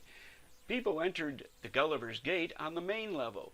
At the desk, they gave you a copy of the brochure which showed you where everything was inside Gulliver's Gate, and they also gave you a key to operate the animated features. Then they would proceed to an escalator to the second level. But before we do that, notice these guys sitting on an exposed girder, a tribute to an iconic photograph by Charles Ebert taken in 1932 during the construction of Rockefeller Center. But back to the landing. From here you get your first view of Gulliver's Gate, the view of New York City. Since Gulliver's Gate is located in New York City, you would expect a lot of iconic scenes and buildings to be included here, but you won't find any other American cities highlighted. Keep in mind this is an HO scale model, but not an exact representation. Scenes and buildings are cherry-picked from the locations represented. In fact, throughout Gulliver's Gate, many of the scenes from different parts of the world are created by artisans who live in that area. A favorite structure is Grand Central Terminal. You can see the work that went into this, a lot of 3D printing, some laser cutting, but a good capture of the actual building. You can see hundreds of miniature people in the various concourses. Even the main floor replicates the famous information booth. And look at the ceiling. In real life, the constellations were backwards. And in the model, it replicates it exactly backwards. You can see the subway located beneath Grand Central Terminal. There's the Guggenheim Museum, its famous architecture. And in the background, not exactly located in the same proportion as the number of blocks away, that's the New York City Library. But in front of the library, you can see and operate through the animation accessories the Macy's Thanksgiving Day Parade. Of course, the library is located on Fifth Avenue. The parade usually goes down a different street. An East River heliport is depicted, and not too far away in the model, you can see the famous statues of the bull and the little girl standing up to it near Wall Street. Madison Square Garden is depicted. The Chelsea Piers and the various sport complexes along the Hudson River are shown nearby. A model of Pier 40 in real life would take up most of this display, but for the model it's selectively compressed and is now the location of the Department of Sports and Terminals with its trapeze school on the roof. Throughout Gulliver's Gate, there are a lot of little scenes, little things happening here and there. Here's a construction scene just below the High Line Park. There's another scene from the High Line Park built on a former elevated railroad route through Manhattan. There's a lot of animation throughout the New York City scenes. The Faller car system is used to make the trucks and buses move on various streets. And in this picture, if you look carefully, one of the billboards is more than animated. If you look really carefully, you'll see I'm in it. And where is the camera? It's located in the upper floor of one of the buildings. You can see this little HO scale photographer while the actual camera's in the window behind him. This scene has Times Square, the Hudson Yards, and the West Side Highway. The 9/11 Memorial and the New World Trade Center are well represented in Gulliver's Gate. That modern building in the background, called the Oculus, is the transportation hub for the World Trade Center stations for the subways. Another of those unique little scenes is a traffic accident involving a lumber truck. Out in an aisleway near the New York City display is a model of the Statue of Liberty. No scene of New York City would be complete without it. After leaving New York City and New England, we stop by Niagara Falls. It's a unique display, with the falls being shown as a video. In the middle, however, an HO Maid of the Mist boat. The next scenes take place across the pond in the British Isles. In Great Britain, we're in London. We see Big Ben, the Tower Bridge, and here's Buckingham Palace. Finally, a music stage show with a video screen playing behind the miniature performers. No trip to England is complete without a visit to the Stonehenge. Wait, what is that in the middle? It looks like a small telephone box. From Doctor Who? A few more steps away and you'll see a wee glimpse of Scotland. There is an old castle in the Highlands. And a little further down, there's the Loch Ness. And if you're careful, you can catch a glimpse of the Loch Ness Monster, old Nessie herself. Over to Europe, and we start our tour in Stockholm. There, a Faller truck drives us up to the concert hall. Over in Paris, we take the Champs-Élysées to visit the Arc de Triomphe. Hot air balloonists encircle the Eiffel Tower, and I must admit, when I was taking pictures of the Eiffel Tower, I never even noticed another landmark modeled just below it, the Eurotunnel. This leads to a question. When one of our little visitors is in Paris, if they jump into the river, are they insane? 1/87th scale skiers take to the mountains in the Swiss Alps for a little recreation during their tour of Europe. More sporting action takes place in Monte Carlo. In Italy, such recognizable features as the Leaning Tower of Pisa, the Colosseum in Rome, and Vatican City, where you'll see St. Peter's Basilica. The scene quickly changes to Venice. There you can see St. Mark's Square. Today this scene is often underwater, but people gathered there for centuries, and the famous pigeons aren't forgotten here either. Gulliver's Gate next takes you to Athens, Greece. There's the Acropolis with the Parthenon high atop the mountain. Nearby is the Colossus of Rhodes. We move next to Germany, where we first see a firefighting plane dumping water on a smoldering forest fire. Another historic landmark in the German area is a 19th century palace or castle built to honor the composer Richard Wagner, but also the prototype for the castle at Disneyland and Disney World. The television tower in Berlin, originally built by the East Germans, it is today the third highest structure in the European Union. Brandenburg Gate is prominently displayed, once the dividing line between West and East Berlin.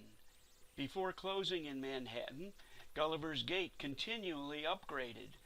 One of the newest animated displays was the fall of the Berlin Wall from 1989. Gulliver's Gate devotes a lot of space to Russia, particularly Moscow. The HO scale walls of the Kremlin form a backdrop for the Moscow scenes, including that of a classic Moscow church. In the background you can make out the Russian Parliament building. Occasionally you'll see some commercially available HO scale buildings throughout Gulliver's Gate. As in this scene, a Valmer car dealership is utilized to represent one in Moscow. Winter is definitely the theme in the Russia scenes. In this one, the Faller car system is again in use. Winter sports are definitely highlighted in these scenes. In this one, kids are tubing and sledding. And another scene shows snowmobiles on the shore and on the frozen water, ice sailing. Keeping the chill going, an ice-breaking tug moves through a canal. And in St. Petersburg, an icebreaker is tied up at the docks, waiting to do its job. Gulliver's Gate gives a shout out to the 2014 Winter Olympics Games in Sochi. HO scale skiers can be seen competing on the slopes as aerial gondolas bring more competitors to the top. We wrap up our Russia visit in Siberia, where a major dam is highlighted. Its location near a railroad yard and the construction site for a new highway proves that these models are located better by a dam site. We move to the Asia scenes, where in India you can see an exquisite model of the Taj Mahal, all in HO scale.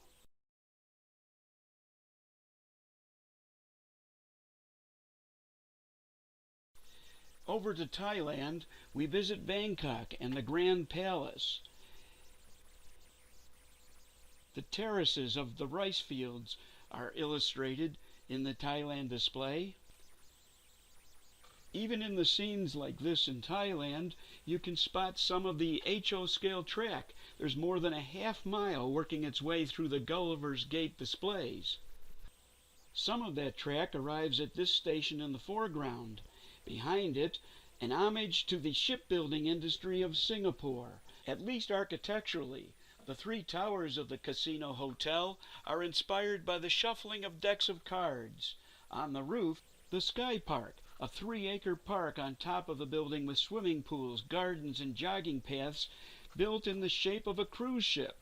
Also recreated here in what appears to be petals of a flower opening is an art science museum located next door.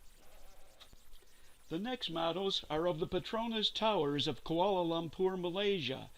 These buildings are among the tallest buildings in the world. Next stop, Beijing, and a motto of the Forbidden City.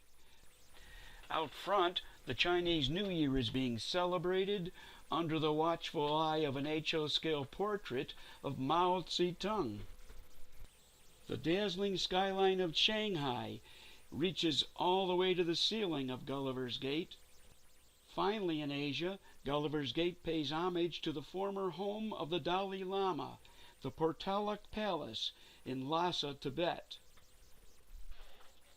The next area in the Gulliver's Gate tour is in Latin America. Here we're starting in Mexico, where you can see Mayan ruins. Yes, you'll see historical landmarks, but you also see some history as well. Here, anchored in the waters off Mexico, a Caribbean pirate ship. The landmark Veracruz Lighthouse is also featured. The Latin American modelers chose some familiar landmarks in Panama to illustrate the Panama Canal and the surrounding communities. Here at the Miraflores locks, the water is real and the locks actually work. After the ship in the foreground has departed, the ship in the background, a container ship, has reached the needed height so it can continue its trip into Miraflores Lake and on through the canal. The visit to Panama ends with a cruise ship coming into Panama City and a view of Mystic Point. In South America, we go to the Andes Mountains, where you might catch a glimpse of a llama or two. The famous drawings that can be seen from space on the Nazca Plain of Peru are modeled here as well. You can also see a significant natural landmark of South America, the Iguazu Falls, on the border between Argentina and Brazil. And that is real water in this model. The Latin America model builders were based in Buenos Aires, so it was no surprise that they modeled their hometown in more ways than you might expect. Traffic seems to be backed up at this Argentinian bridge. They weren't shy about modeling a bit of political discourse. In Rio de Janeiro, HO scale swimmers are taking in the waters off Copacabana Beach. And high atop Rio, overlooking the beaches, the condos, and the slums, stands the statue of Christ the Redeemer. The next area in Gulliver's Gate is the Middle East. These scenes were created by craftspeople in Jerusalem, and naturally, being their hometown, they included many, many landmarks and religious sites. It looks like there's going to be a concert outside the Pontifical Institute Notre Dame, where the rock band Kiss is setting up. Why here? Kiss's founder, Gene Simmons, was born in Israel. Some of the holiest religious sites in the world are in Jerusalem, and in this model, you can see many of them replicated in HO scale. Temple Mount is a site revered by many religions. In this case, the Dome of the Rock, an Islamic shrine built on the site of the Second Jewish Temple. Nearby, the historic Herva Synagogue and the El Aqsa Mosque. And there's a model of the Wailing Wall, also known as the Western Wall. It was originally erected as part of the expansion of the Second Jewish Temple begun by Herod the Great. It resulted in the hilltop known as Temple Mount. It is one of the holiest sites for Jews for prayer and pilgrimage. No visit to the Middle East is complete without stopping at the pyramids in Egypt. In real life, the Hajj is an annual Islamic pilgrimage to Mecca, Saudi Arabia, the holiest city for Muslims. The Hajj is a mandatory religious duty for Muslims, and it's recreated here in HO scale.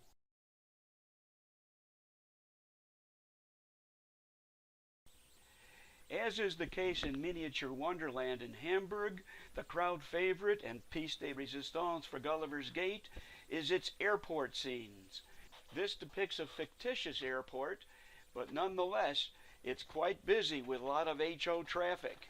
Keep in mind, it was very difficult to photograph because Gulliver's Gate doesn't allow you to carry a tripod or a monopod to steady the camera while focusing. So we'll show you the best we could get by stabilizing the camera on the protective plexiglass shields.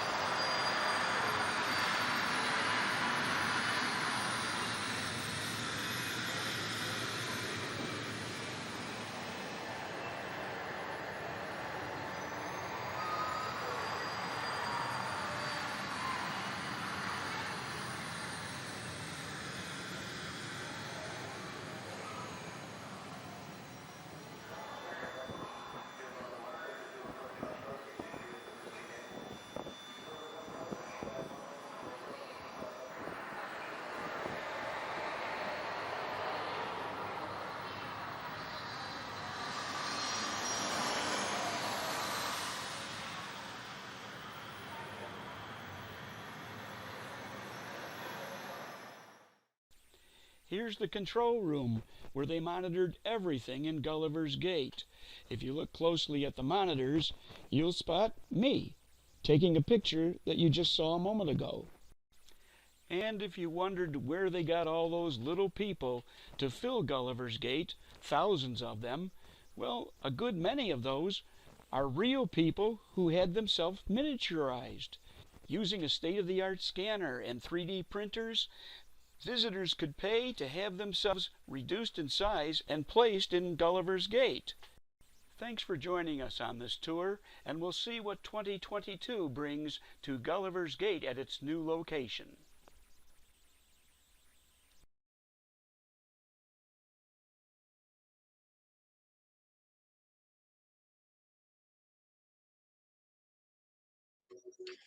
Welcome back. That was a great video of Gulliver's Gate. We went right to the video, because we were having some technical difficulties with Jeff's connection, with the audio and the video. And we're still having some connection problems with him. So I didn't get a chance to properly introduce Jeff.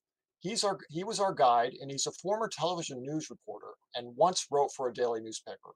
He is also a photographer, most recently for a local college, where he shot video for stories and edited material for use on TV and the web. He is also a website designer. In model railroading, he was a regular contributor to Railroad Model Craftsman in the 1980s and 90s, including the multi-part project Railroad Articles on the Lowville and Beaver River Railroad in upstate New York. When he visited Gulliver's Gate, it was located near Times Square in Manhattan. And as people are saying in the chat, it is closed and is actually in the process of reopening. Jeff also mentioned that, I think, in the video as well, that it's going to be reopening near the Staten Island ferry terminal on Staten Island. So that was one of the questions, the only question I saw on the chat. So I wanted to make sure we introduced Jeff properly. And thank you, Jeff, for a great tour. And I think at this point, Speed, I think what we can do is we can just I'll introduce the next video, which is a layout tour. But before I do that, I want to make sure everyone is enjoying NERX, the Northeastern Region's virtual convention. The NER also holds an annual in-person convention in the fall. This year, the Connecticut Yankee Convention will be held on September 15th through 18th in Windsor, just outside of Hartford, Connecticut. You can learn more about it by visiting ner-conventions.org. Okay, next up is our final activity of the evening, a visit to the HO scale Greenland Valley Railroad layout constructed by Dave Katsanis.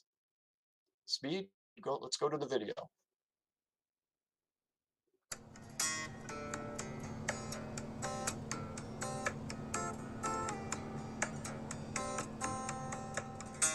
Dave's layout is a 22 by 30 foot HO scale layout that was started in 1990. His focus has been on the B&M and the Main Central from the 1940s to the late 50s. He's got 160 feet of main line. It's controlled by a Digitrax DCC system. He uses code 100 for his main line and 83 for his sidings. The construction is open grid with 3/4 inch plywood base. The layout was featured in Model Railroader in May of 2004. There was a great diagram in there. I use this to show you the layout. You can see it's pretty compact. It's in his basement. It starts out in the area of East Boston, where there's a big yard staging, and they make up trains there, run them onto the layout. And then it heads north through the layout, looping around until it gets to the city of Portsmouth, where there's a big facility for yards and passenger trains. There's an engine house and that kind of thing. And then it heads into the Portland area when it continues to go north.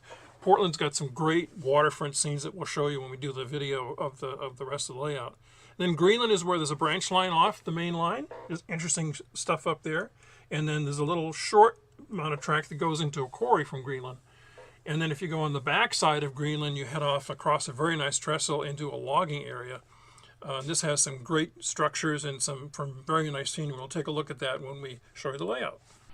Morning, Dave. Good morning, Bob. Welcome to the Greenland Valley Railroad. So you told everybody that everything you know about railroading I taught you, right? Exactly.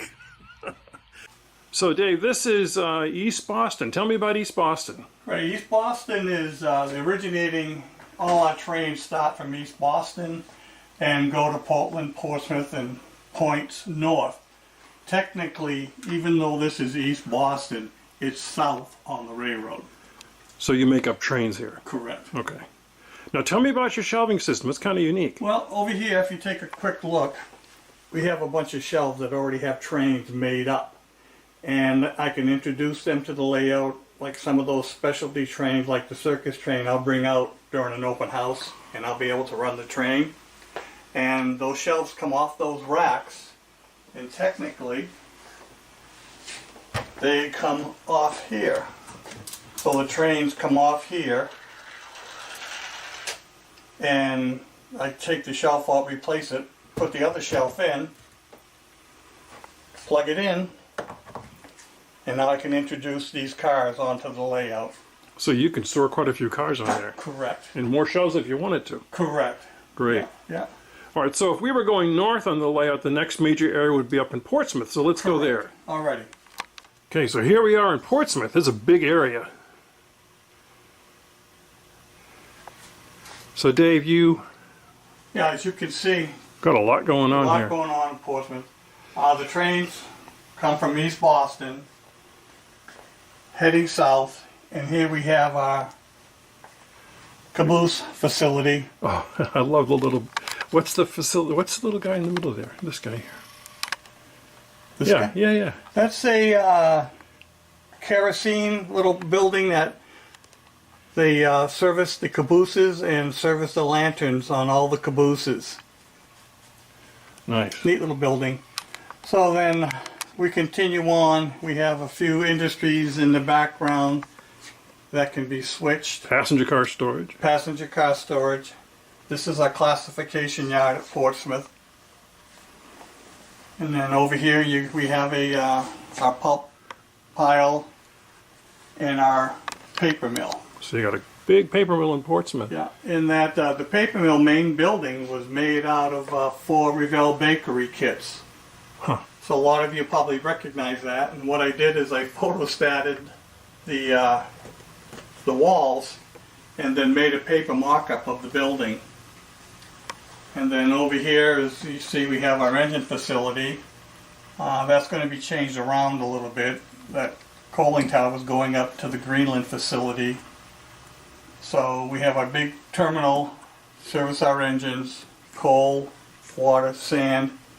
And then, like I say, down here, the freight comes in and it classifies to the other industries and other areas and cities on the layout. So a lot going on here. And I don't know if you've noticed it, Yeah. my oil tank is underneath the layout, and that basically was at the height of this. So let's hope you don't spring a leak. Yeah, I know. So then on the way to north, going north out of Portsmouth, we come to a nice little sort of along the way place. Yeah. Amy's Corner? Yeah, this is Amy Junction or Amy's Corner. As we come through, we have a team track, a South River Creamery kit, Nice. which his kits are really good. You could take his instruction booklets and build his kits so they come out perfect. And they're also a good tutorial to help you do other things on other buildings. And then as a train, we have Amy Junction, heading towards Portland and South Portland. And then we'll go up next to the tracks up and further north is a little fictitious area called Bryan's Corner. So here we are, Bryan's Corner. Interesting area, a lot going on here. Right. One thing that I decided that I wanted to do is on my corners, I could have cut them off and been able to easy to walk around, but I wanted to put more industries in here. So by utilizing the corner, keeping it square, I was able to get a lot more industries in here.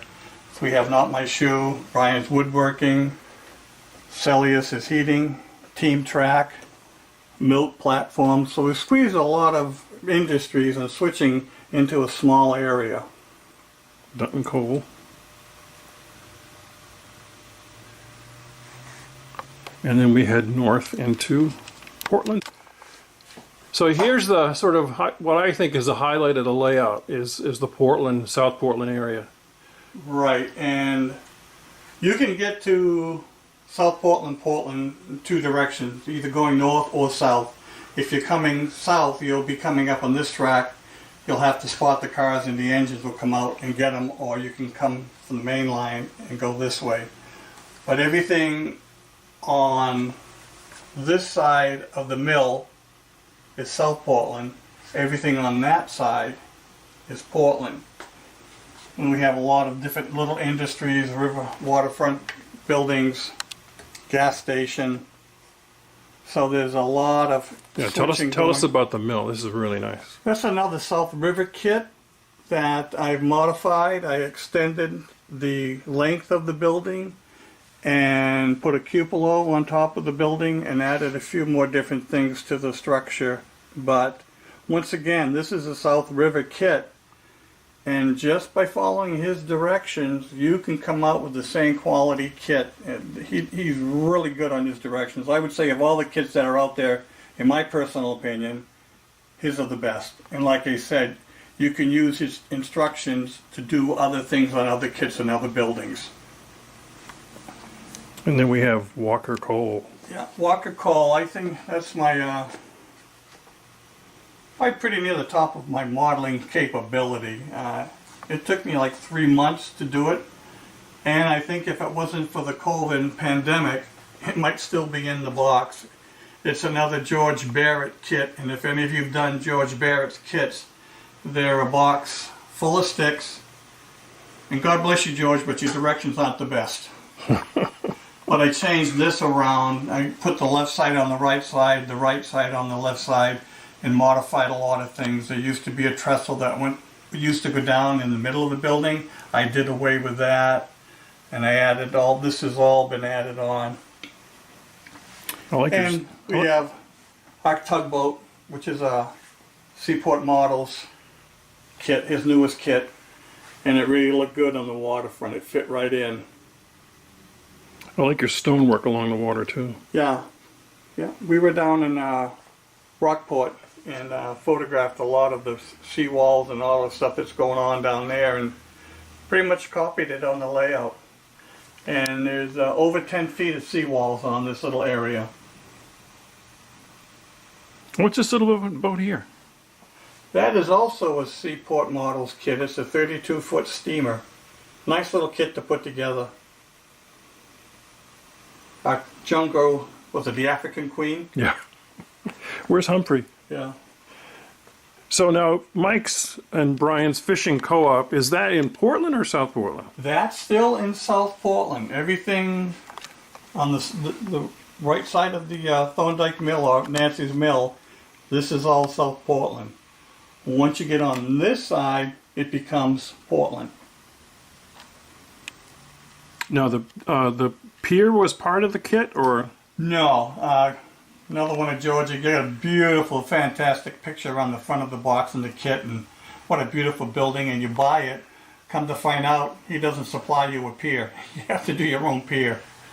So that was a little bit of a shocker. Let's get over here and get some of that detail. It's very nice. So you had to scratch build this? Scratch built it, yeah. Nice. Yeah. Board on board. Actually, I laid it out on a piece of a 2-inch blue styrofoam, and actually built it on that upside down, and then turn it right side up and put all the joists and stringers on the deck. It was time consuming, but the product came out nice. And Harborview Boatworks, whose kit is that? That, I think, is an old Precision Laser kit, which is a little bit modified. And the wharfs and the building waves is all scratch built from pictures we took in Rockland. And then we skip over to Commercial Street. So here we are in Portland, right? Portland. So we got Commercial Street right in the... Yeah, right in the middle. Actually, I tried to... Carlson Flavin has a nice little roadwork and buildings that I really liked, and my little version of what Carlton did. And these guys right here are City Classics? Yeah, City Classics, 3 kits combined. City Classics, 3 kits combined, but with 1 floor taken out. And I have a lot of window stuff going on, but I'm really not too happy with it. It's almost too busy. So I think I'll redo it and block some of the windows out or put shades or other things in it, but for the time being, it'll work. Very nice detail though.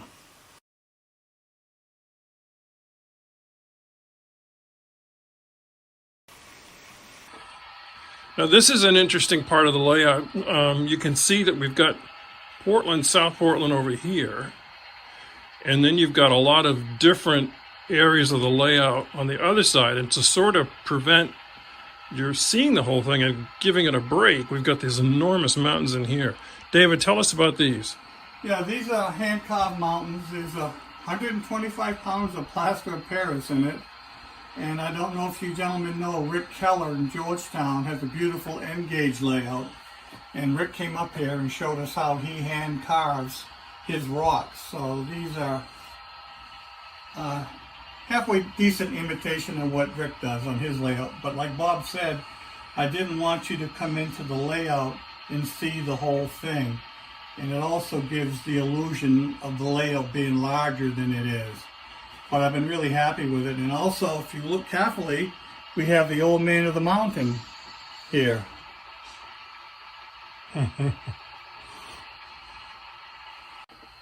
So we're going to talk about the quarry next. Dave, now this part of the layout is the original part of the layout, right? This is the original part of the layout. The room was 12 by 12. I used to heat with wood, so in the wintertime the whole cellar was full of wood.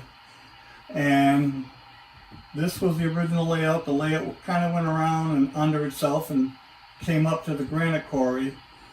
And then once I expanded the layout, I was really stuck with the elevations. So it worked out well though, but the granite quarry is all scratch built. A lot of the stuff is taking pictures from the Rock of Ages in Barre, Vermont. And the jib crane, the red pump house, a lot of the stuff you see was copied off of that quarry.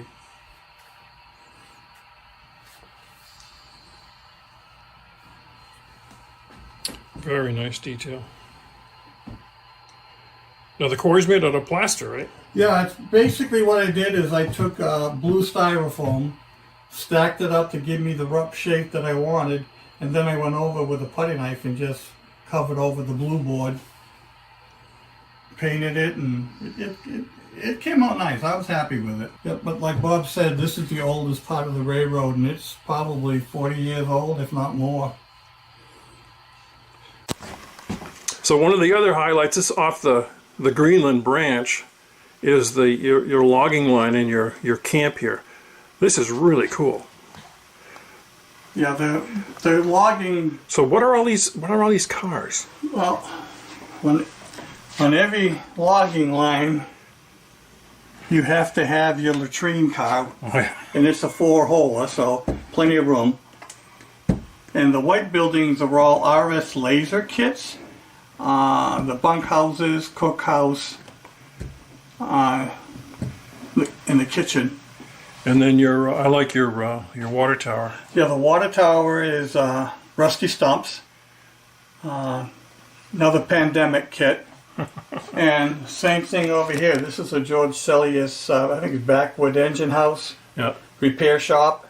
Another pandemic. I've had it since 1975, and things that are really nice about George's are his interiors.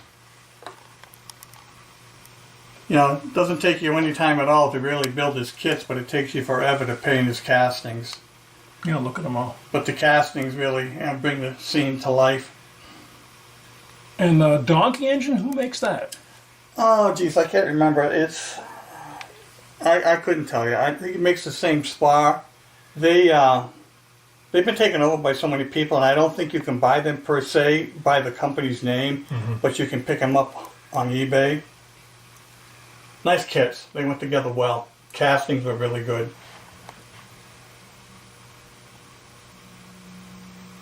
And then we have our little 2662. Yep.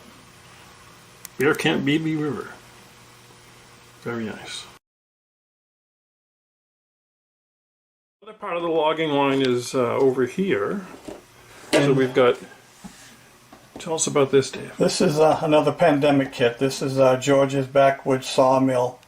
I've had this kit since I think 1974 or 75, just sitting in the box, and I finally got around to doing it. But once again, it's the castings that really make the kits. And I also put lighting inside of it, which give it a little bit more detail. But once, you know, it came out really well. I'm happy with it.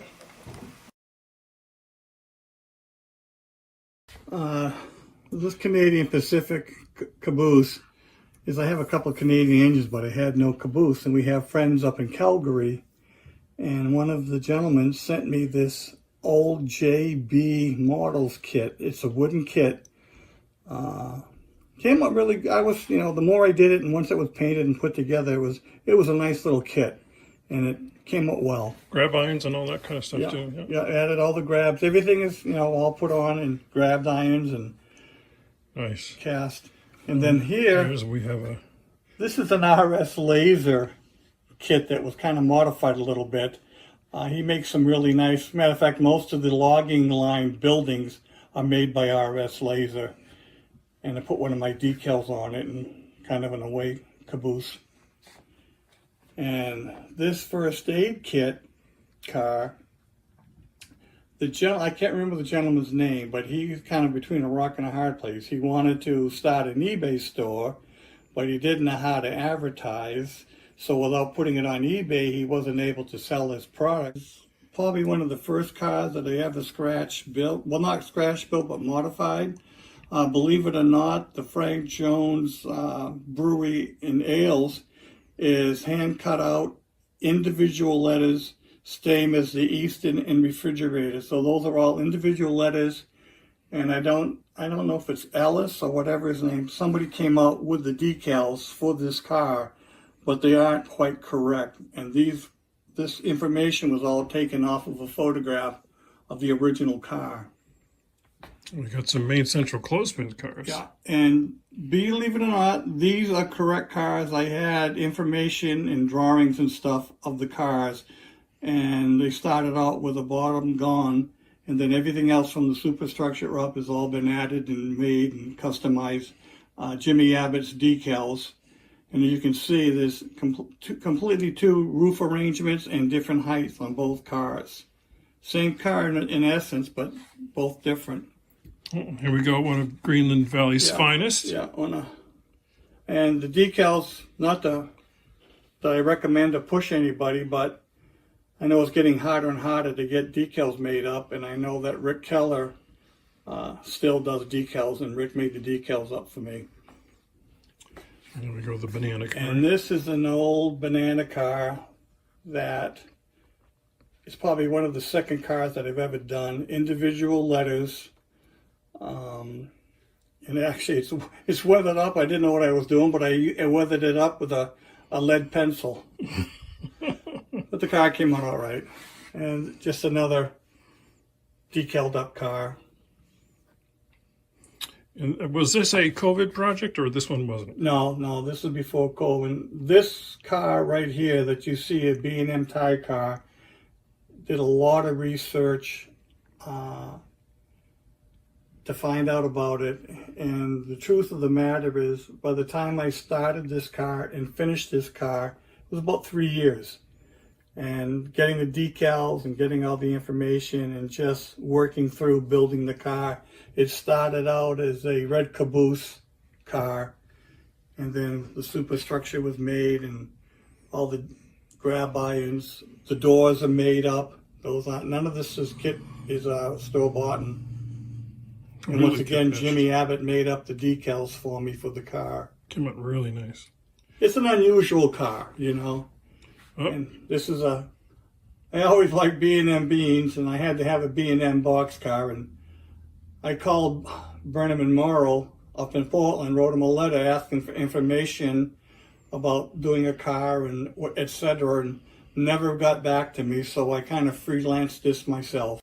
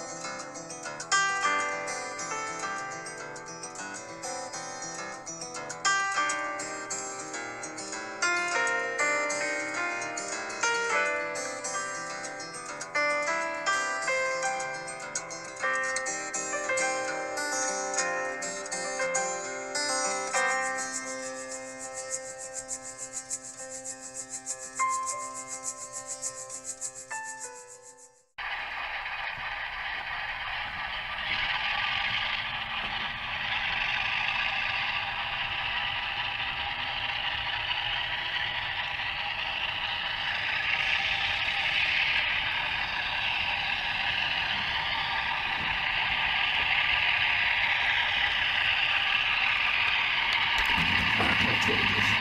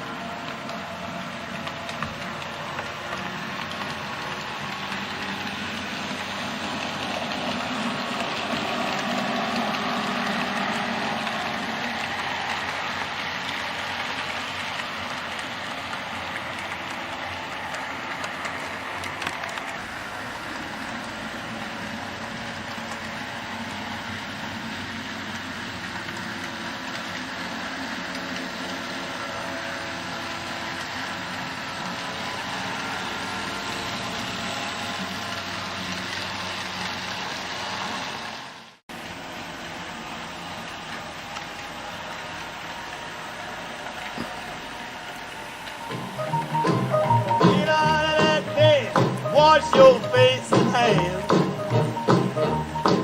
Get out of that bed, wash your face and hands. Well, you get in that kitchen, make some noise with the pots and pans. Well, you wear those dresses, the sun comes shining through.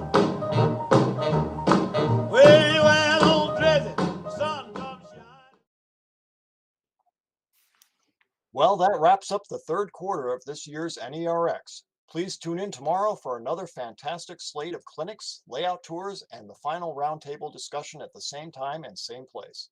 On behalf of the entire NER board, I want to thank all of the volunteers that gave their time to making this event possible, especially Dave Inslee, Ed O'Rourke, Ed Olszewski, Dave Doer, James Van Bachlen, Peter Watson, John Doring, Chris Carfaro, Mark Moritz, Greg Williams, and Artie Krass.